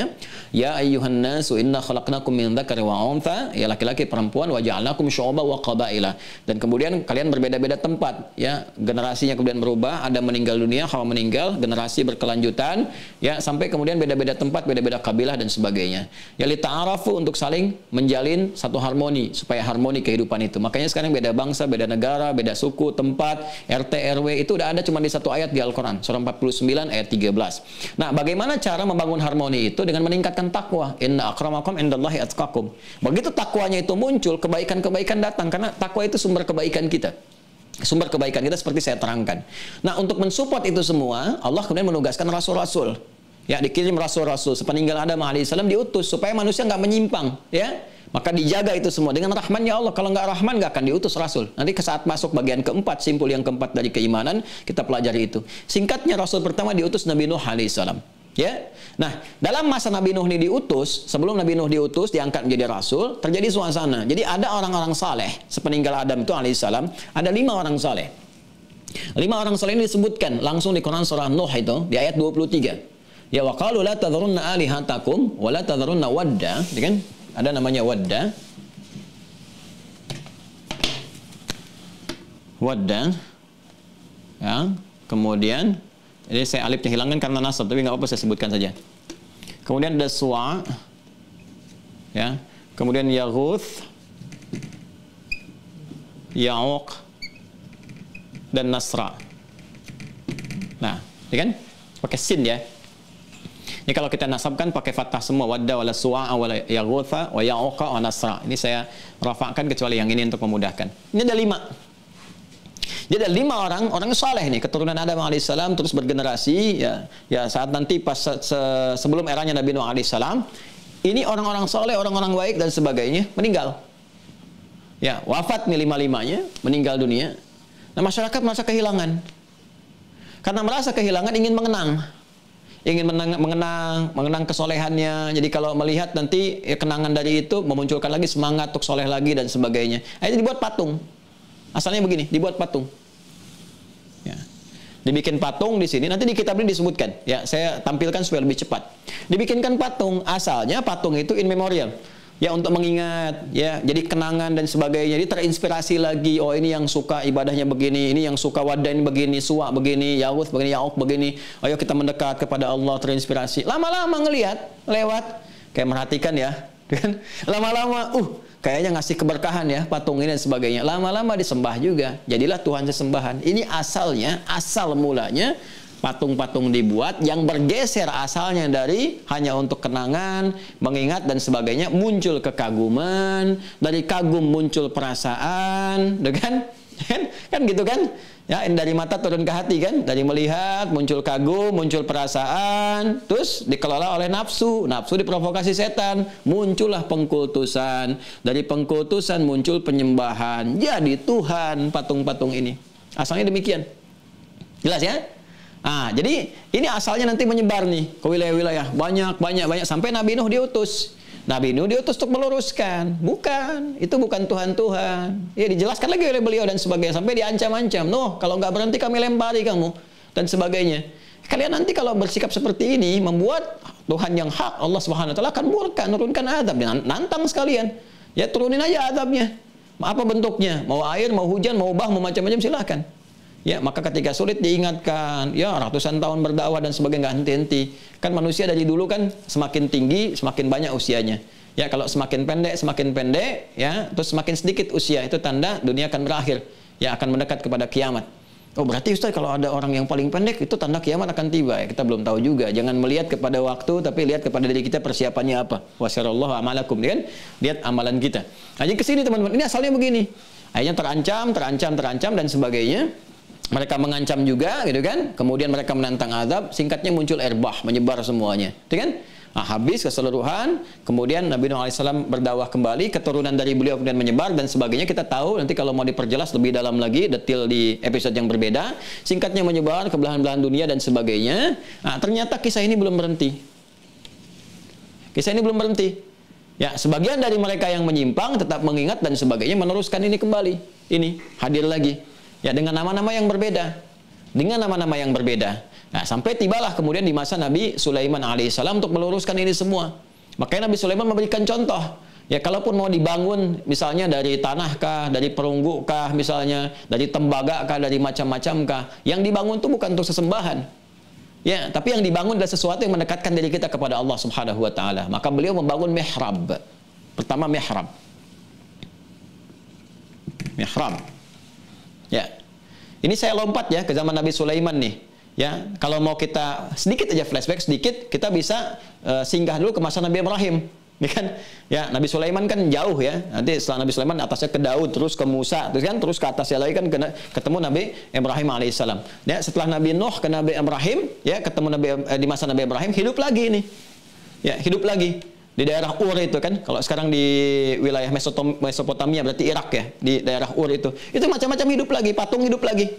Ya, bahkan kolega terdekat Nabi Ibrahim pun itu pembuat patung juga, Azar ya dan sebagainya. Itu bikin patung lagi dengan konsepsi yang berbeda seperti yang dulu. Ini sudah sembahan lagi dan sebagainya. Maka diutus Nabi Ibrahim meluruskan lagi. Ya, patung-patungnya nanti ada yang terbesar disebut dengan dewa matahari, ya. Kemudian setelahnya ada bulan dan bintang-bintang, ini ada 3 ini. Ya, makanya Nabi Ibrahim ingin membuktikan yang dianggap dewa oleh mereka itu sehingga diwujudkan patung dalam bentuk itu. Anda kalau lihat dokumentasi sejarah di Ur, bisa di googling, dicek, itu ada.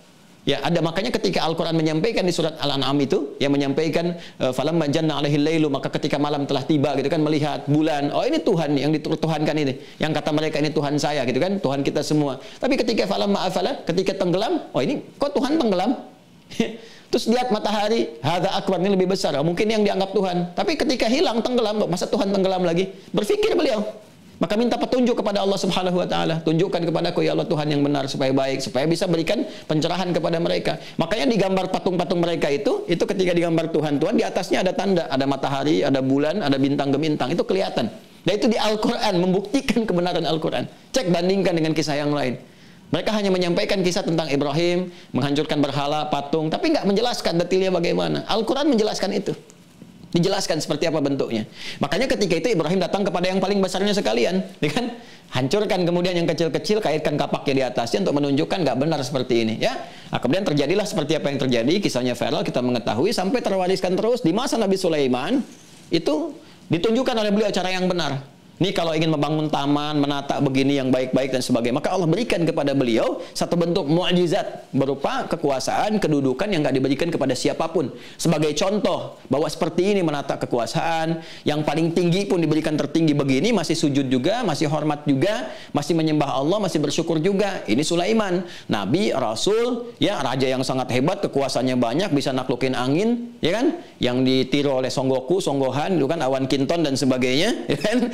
Kemudian bisa menaklukkan jin, bisa macam-macam dan sebagainya, gitu kan? Itu masih sujud sama Allah, masih bersyukur, gitu kan? Masih berlaku adil dan sebagainya. Anda bukan nabi, bukan rasul, kekuasaan kecil, gak bisa naklukin angin, gak bisa manggil awan, gitu kan? Dan sebagainya, masih sombong, gak mau sholat dan sebagainya, gitu kan? Maka bagaimana pertanggungjawaban di hadapan Allah Subhanahu wa taala?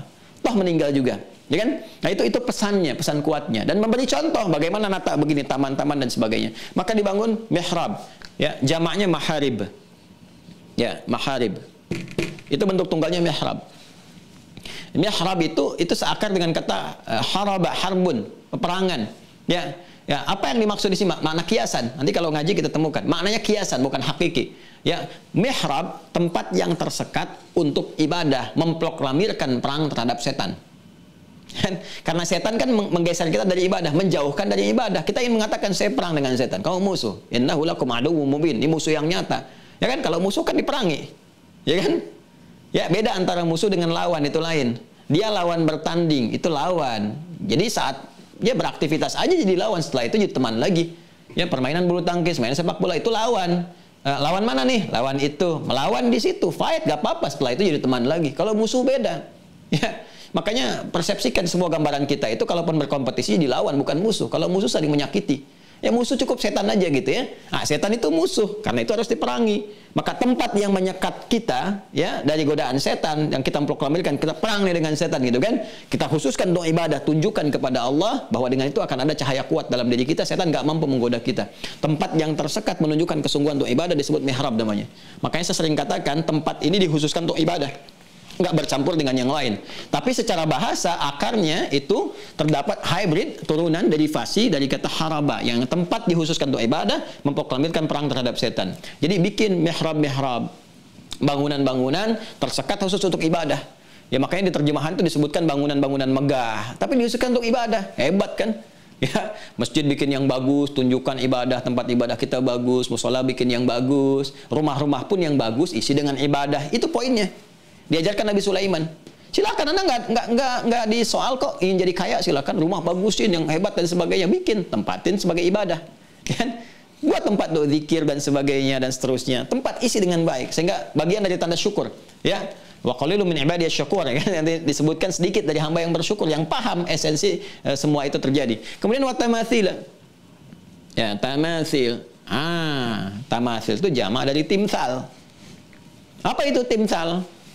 Ya, timsal itu secara bahasa sama dengan surah. Ya, apa itu surah? Surah itu sesuatu gambaran, ya kan, yang dibuat sebagai imitasi dari yang asli. Ya, dibuat mirip seperti yang asli. Itu disebut dengan surah. Ada yang berbentuknya misalnya 3 dimensi, berbentuk bayangan, itu yang disebut dengan patung. Ya, ada yang dilukis, berbentuk lukisan atau gambar. Ya, makanya nanti kalau baca hadis, Nabi berbicara tentang surah misalnya, lihat konteksnya, apakah yang dimaksud patung, timsal atau gambar. Ya, nanti ini dalam hadis-hadis terkait patung-patung ya yang ada di sekitaran Ka'bah dan sebagainya. Nanti mungkin saya bikin episode tersendiri untuk merangkan itu semua supaya nggak salah nanti kita memahaminya. Apakah benar ada patung-patung atau gambar di dalam Ka'bah itu, gitu kan? Seperti apa kemudian itu disikapi oleh Nabi? Nanti ada pembahasannya tersendiri.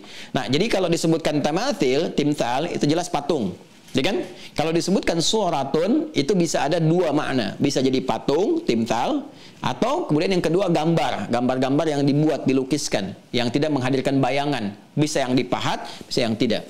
Jadi kalau kita baca ayatnya di sini, ya ke ayat 13 kita langsung, ya'maluna lahu ma yasha min mahariba wa tamathila wa jifanin kal jawab. Jadi bikin piring-piring seperti kolam, ya kolam yang dimaksudkan di sini. Jadi boleh Anda bikin rumah ada kolam renangnya, silahkan. Bikin rumah ada kolam renangnya, hiasan taman-taman macam, dan membuat taman itu yang menjadikan kita ingat kepada Allah.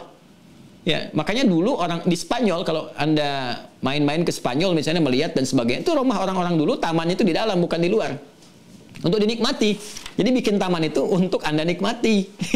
Orang sekarang kan bikin di luar kan, untuk orang lihat gitu kan. Ya bikin taman tuh supaya kita lagi tegang ya, ke ruang tengah lihat taman, enak lagi, zikir lagi, murojaah Quran, kecuali taman umum. Ya, taman umum silahkan gitu. Nah, ini disebut jifaning kil jawab. Jadi piring-piring besar seperti kolam. Kita bisa tafsirkan sekarang dengan kolam renang, dengan macam-macam hiasan-hiasan taman. Wa qudur rasiat, periuk-periuk besar. Dan ini terwariskan. Makanya kan kalau Anda lihat penemuan-penemuan zaman dulu, kan artefak-artefak, pernah kan lihat periuk besar, piring-piring macam-macam. Itu sudah ada seninya zaman Nabi Sulaiman, terwariskan terus ke bawah. Nah, timsal yang dibuat itu apa? Yang dibuat oleh Nabi Sulaiman adalah yang pertama dari makhluk-makhluk yang tidak bernyawa, benda-benda yang tidak bernyawa. Dalam arti bukan seperti manusia, hewan, dan sebagainya. Ya, dibikin bentuk-bentuk bangunan, misalnya tumbuhan-tumbuhan, dan sebagainya. Nah, itu tafsir ulama pertama yang demikian. Untuk meluruskan persepsi, jangan sampai membuat, nah ini yang disimpulkan oleh para ulama. Sehingga nanti turun di masa Nabi Muhammad SAW, pengharaman yang ketat terhadap satu kualifikasi yang kita akan terangkan. Ya, Nabi Sulaiman ingin mengajarkan, kalau mau bikin benda-benda yang dipahatkah, dibikinkah, kemudian jadi patungkah, macam-macam, jangan yang berpotensi menghadirkan satu pengkultusan. Rasa kekaguman mendalam sehingga muncul aura syirik di dalamnya. Wih, kayaknya gambar itu ngelihat saya ya, gitu kan? Wah, kayaknya kalau ngelihat gambar itu saya menjadi semacam terperhatikan, tercerahkan, macam-macam. Nah, itu nggak boleh. Itu asalnya, karena ketika Nabi Sulaiman diberikan izin oleh Allah untuk membuatnya, untuk mencontohkan kepada kita, itu untuk menghindari segala hal yang memunculkan kesyirikan. Kekaguman mendalam, dari kekaguman itu muncul pengkultusan, dari pengkultusan muncul kemudian penghambaan. Itu yang dilarang. Nah, ini yang terjadi problemnya di masa Nabi Nuh alaihissalam. Ya, hidup lagi di masa Nabi Ibrahim alaihissalam. Maka di Nabi Sulaiman diluruskan yang demikian itu. Ya, meninggal Nabi Sulaiman alaihissalam, hidup lagi, menyebar lagi. Ya, sampai menyebar di wilayah Yaman, sampai ada yang jualan patung, dibikin patung orang-orang, sampai patung Nabi Ibrahim pun dibikinin lagi. Ya. Sampai nanti ke era mendekat ke Nabi Muhammad SAW, sepeninggal Nabi Isa, dibikinin patung juga. Ibunya, Sayyidah Maryam dibikinin patung juga. Nabi Isa dibikinin patung juga. Nanti ditemukan patungnya, patung Maryam, ya Bunda Maria, patungnya Nabi Isa alaihissalam, patung Nabi Ibrahim, patung orang-orang soleh, dibikinin semua. Sampai namanya beda-beda. Ya, makanya nanti seorang saudagar, pedagang besar dari Mekah lu nggak ada patung, hanif semua. Bagus semuanya. Jadi persoalan kemudian, karena Mekah itu kosmopolitan, tempat untuk orang haji kumpul banyak, dan dibaca peluang untuk bisa berdagang, bisnis. Wajar kalau orang ngelihat kerumunan kan potensi ekonomi, bisa menghasilkan sesuatu. Itu wajar, di Al-Quran pun ada ayatnya. Quran surah kedua Al-Baqarah, ayat 198. Ya. Jadi kalau Anda mau datang ke musim haji untuk haji, boleh dapat pahala bagus, ada yang datang untuk berdagang. Ya, laisa alaikum junahun an tabtaghu fadlan min rabbikum. Enggak ada dosa kalau kalian mau datang ke sana cuma sekedar untuk jualan, silakan aja. Tapi nggak dapat pahala hajinya, dapat pahala jualan. Makanya ada orang ke sana tuh bikin kios-kios awal itu nggak ikut haji, sebagian dari mereka untuk jualan aja. Bahkan dahsyatnya itu lihat oleh mereka, dilihat tuh jamaah mana yang paling banyak. Indonesia, belajar kosakata. Jadi sebelum Anda datang, saya dulu tenaga musim haji. Jadi melihat tuh, oh mereka siap-siap. Saya datang 30 hari, sebulan sebelum jamaah datang. Melihat, mereka udah bikin. Ya nyewa kios-kios, belajar, nanya-nanya ke kita. Ini bahasa Indonesianya apa? Ya makanya begitu turun jamaah Indonesia, ibu, sini, murah. Padahal mahal. Tahu tuh, harga 30 hari, 10 hari, 5 hari dengan musim haji, kita tahu betul harganya berapa. Ibu, sini, murah. Dia pelajarin, nawar berapa? Oh berapa ini nawar? Ini 5 rial saja, 5 rial saja. Itu mereka belajar. Haji enggak. Ya, dulu sudah ada, sejak zaman jahiliyah, 150 tahun sebelum Nabi diutus, sudah ada semuanya itu. Nah, mereka mengerti. Wah ini diantara tokohnya siapa? Amr bin Lu'ay. Dia pedagang besar itu, terhormat. Cuman agama kurang, taunya bisnis.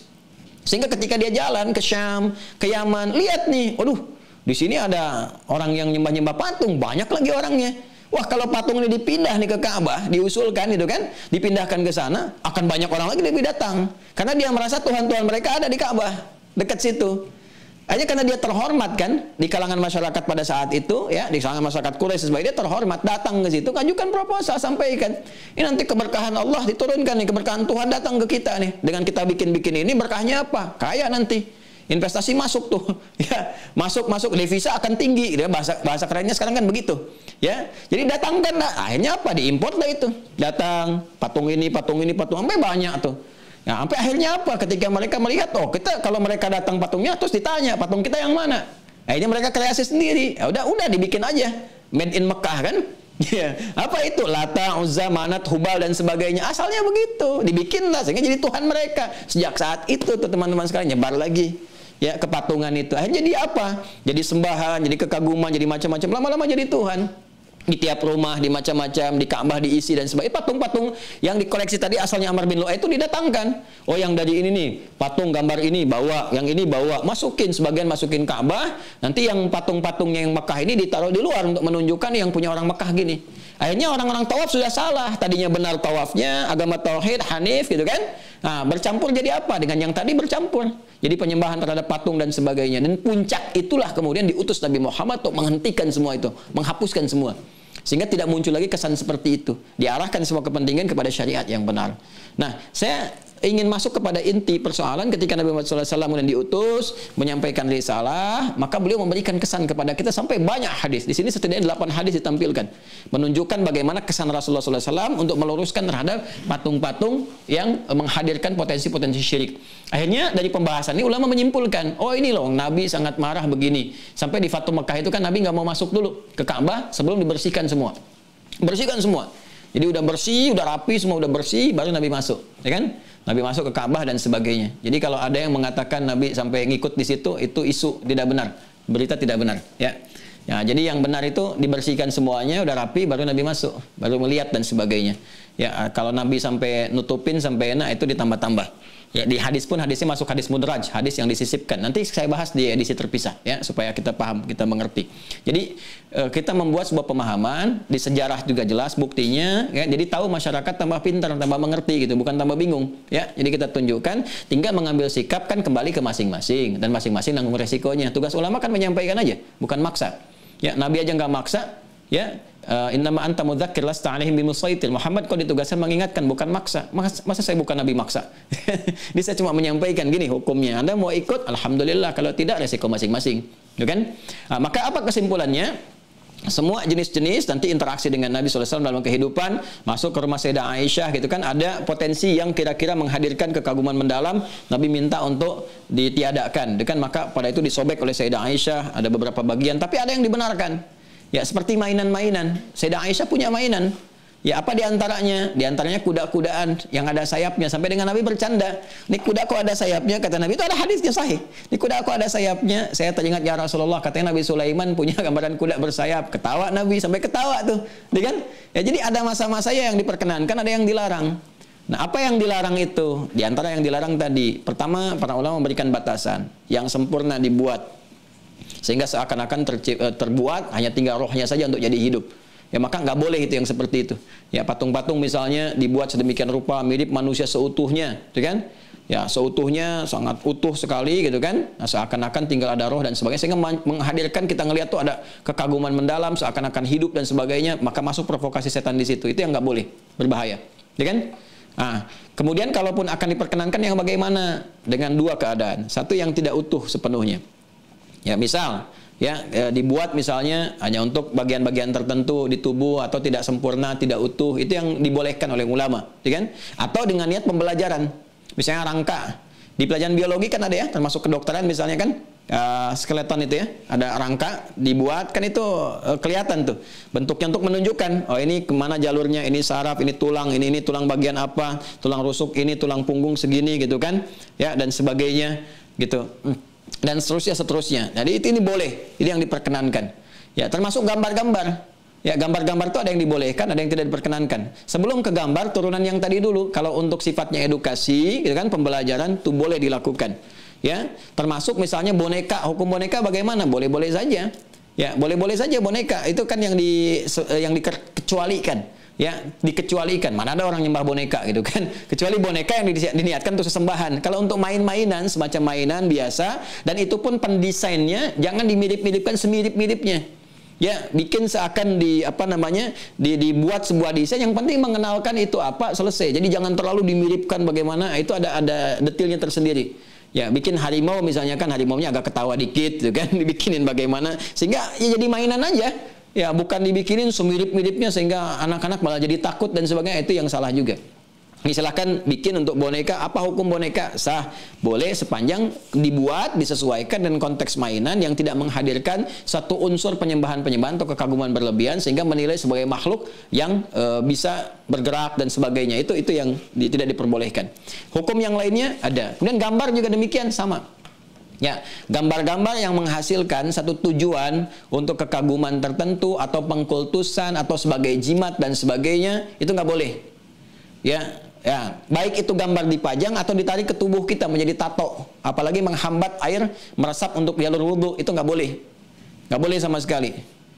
Waduh, kenapa ditato di sini Messi? Wah, supaya gocekannya seperti Lionel Messi, nggak bisa, tetap gitu aja. Asep ya Asep aja, nggak usah robah-robah kepada yang lain. Adi ya Adi aja gitu kan. Ya udah selesai, nggak usah pakai gaya-gaya, pakai tato dan sebagainya. Anda kalau ilmunya bagus, beriman baik, berperilaku baik, berwibawa, ya nggak usah nempel yang macem-macem, gitu kan. Tato naga, supaya disegani. Begitu jadi kakek-kakek berubah jadi cacing, gitu kan. Ya tetap aja gitu kan. Anda ya Anda, nggak usah macem-macem lah, gitu kan. Biasa-biasa saja, yang normal-normal saja kalau beriman. Kalau beriman, kalau yakin dengan keterangan-keterangan, karena sesuatu yang wajar itu lebih enak, ya itu menunjukkan ketenangan diri. Ya orang-orang yang selalu bisa ngelihat lah, ada orang gelisah, nggak stabil, untuk kestabilan tuh larinya ke tempat-tempat karena belum tahu. Maka yang belum tahu kita beritahu, diarahkan ya ke tempat-tempat yang tidak tepat gitu ya. Akhirnya ada yang merubah tampilan diri, ada yang macam-macam, bahkan ada yang merubah identitas, bahkan ada yang nggak pede ya dengan gendernya sendiri. Aku ini sebenarnya perempuan, kamu laki-laki. Ya, aku perempuan. Aku kayaknya tuh perempuan yang terperangkap di jiwa laki-laki. Enggak, kamu tetap perempuan. Ya, kamu tetap laki-laki. Jadi laki-laki perempuan. Ya udah, berjalan aja apa adanya, laki-laki lagi perempuan-perempuan. Ini kita berikan edukasinya dan kita saling mendoakan ya. Saling mendoakan, jangan menghujat, jangan macam-macam. Kadang orang kok nggak paham, berikan pemahaman dengan kelembutan. Jangan langsung dihujat begini begitu karena mungkin belum tahu. Disampaikan maknanya. Ya termasuk si tokoh-tokoh juga, ya tokoh-tokoh kebangsaan kita macam-macam. Itu mereka akan tetap berwibawa dengan jasanya. Maka yang kita tebarkan itu jasa mereka. Ini loh kebiasaannya begini. Ini Masya Allah Jenderal Sudirman begini. Ini Bung Karno begini. Ini Muhammad Hatta begini. Ini begini. Kita tebarkan supaya diikuti. Dan itu akan berwibawa, diingat oleh lapisan anak bangsa kita. Ya, dibandingkan kita membuat misalnya sesuatu yang hanya menghasilkan penglihatan macam-macam dan sebagainya, tapi kita nggak tahu bagaimana gerak langkah kehidupan mereka. Ya. Dan potensinya menghindari hal-hal yang kita secara insan beriman itu bisa terjebak pada hal yang salah. Jadi jelas ya. Nah, kalau di rumah itu ada patung-patung yang diduga akan menghasilkan poin-poin maksiat tadi, ya bermaksiat yang artinya menjauh dari ketentuan Allah, menghadirkan kekaguman berlebihan, setelah itu ada pengkultusan dan sebagainya, maka malaikat gak akan turun ke tempat seperti itu. Ya, jadi kalau mau beli hiasan-hiasan dan sebagainya yang wajar aja. Yang wajar. Dia yang artinya nggak mengandung unsur-unsur tadi. Kalau mau beli boneka untuk anak-anak, silahkan beli yang wajar. Saya pun belikan boneka untuk anak-anak, mengamalkan hadis yang terkait Sayyidah Aisyah. Saya belikan untuk anak saya, Amel yang perempuan boneka. Ya, kalau laki-laki kan enggak gitu kan. Carikan yang bagaimana. Laki-laki saya kasih mobil-mobilan, saya belikan. Ya, anak orang lain beli Hot Wheels, saya belikan Hot Wheels juga anak saya. Ya, cuman saya ajarkan berbeda. Tiba waktunya sholat. Yang biru apa yang merah jadi imam? Yang merah Bu ya? Oke, imam, merah depan. Ya, yang lain bariskan di belakang. Mobil sholat, ya udah. Ajarkan berdiri, ruku, sujud, begini selesai. Jadi main mobil-mobilan juga tahu waktu sholat. Begitu sholat, mobilnya semua baris. Sholat apa sekarang? Duhur Bu ya? Duhur. Jadi ya kita nikmati aja yang wajar. Ya, jadi kita bergaul bersama yang lain juga, menikmati juga, tapi mengikuti jejak standar sehingga kita berharap rahmat Allah diturunkan. Ya. Demikian saya kira teman-teman sekalian, kalau ingin lebih jauh nanti ke fikihnya, ya ke hadis ahkam atau ayat ahkam bisa digali, nanti bahasan yang berbeda karena kita kan masih tauhid. Ya, ngaji tauhid. Tapi kalau yang bisa baca kitab ini bagus sekali di tafsir ayat ahkam, yang mau baca terjemahan tinggal dicari terjemahannya. Kurang lebih demikian. Ya, dengan itu selesailah kita pembahasan tentang malaikat Mikail. Sekarang sudah kenal malaikat Mikail. Ya, datangnya kemana, tempatnya bagaimana. Jadi kalau Anda berharap rahmat, doa pengen cepat dikabulkan, bikin suasana yang enak dulu.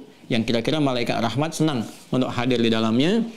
Kemudian bebaskan diri kita dari hal-hal yang diharamkan oleh Allah. Jauhi yang diharamkan, jauhi maksiat. Insya Allah, hal pertama yang diberikan ketenangan dalam jiwa.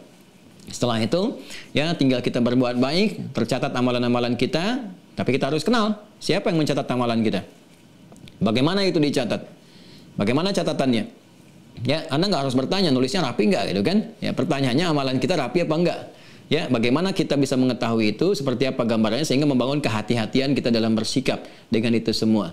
Sampai kemudian tiba waktunya kehidupan berakhir. Bagaimana akhirnya kehidupan ini? Ternyata yang paling dahsyat ditemukan satu bentuk di angkasa raya ini yang menyerupai tiupan trompet besar sesakala. Dan ternyata kita ada diapit di dalamnya.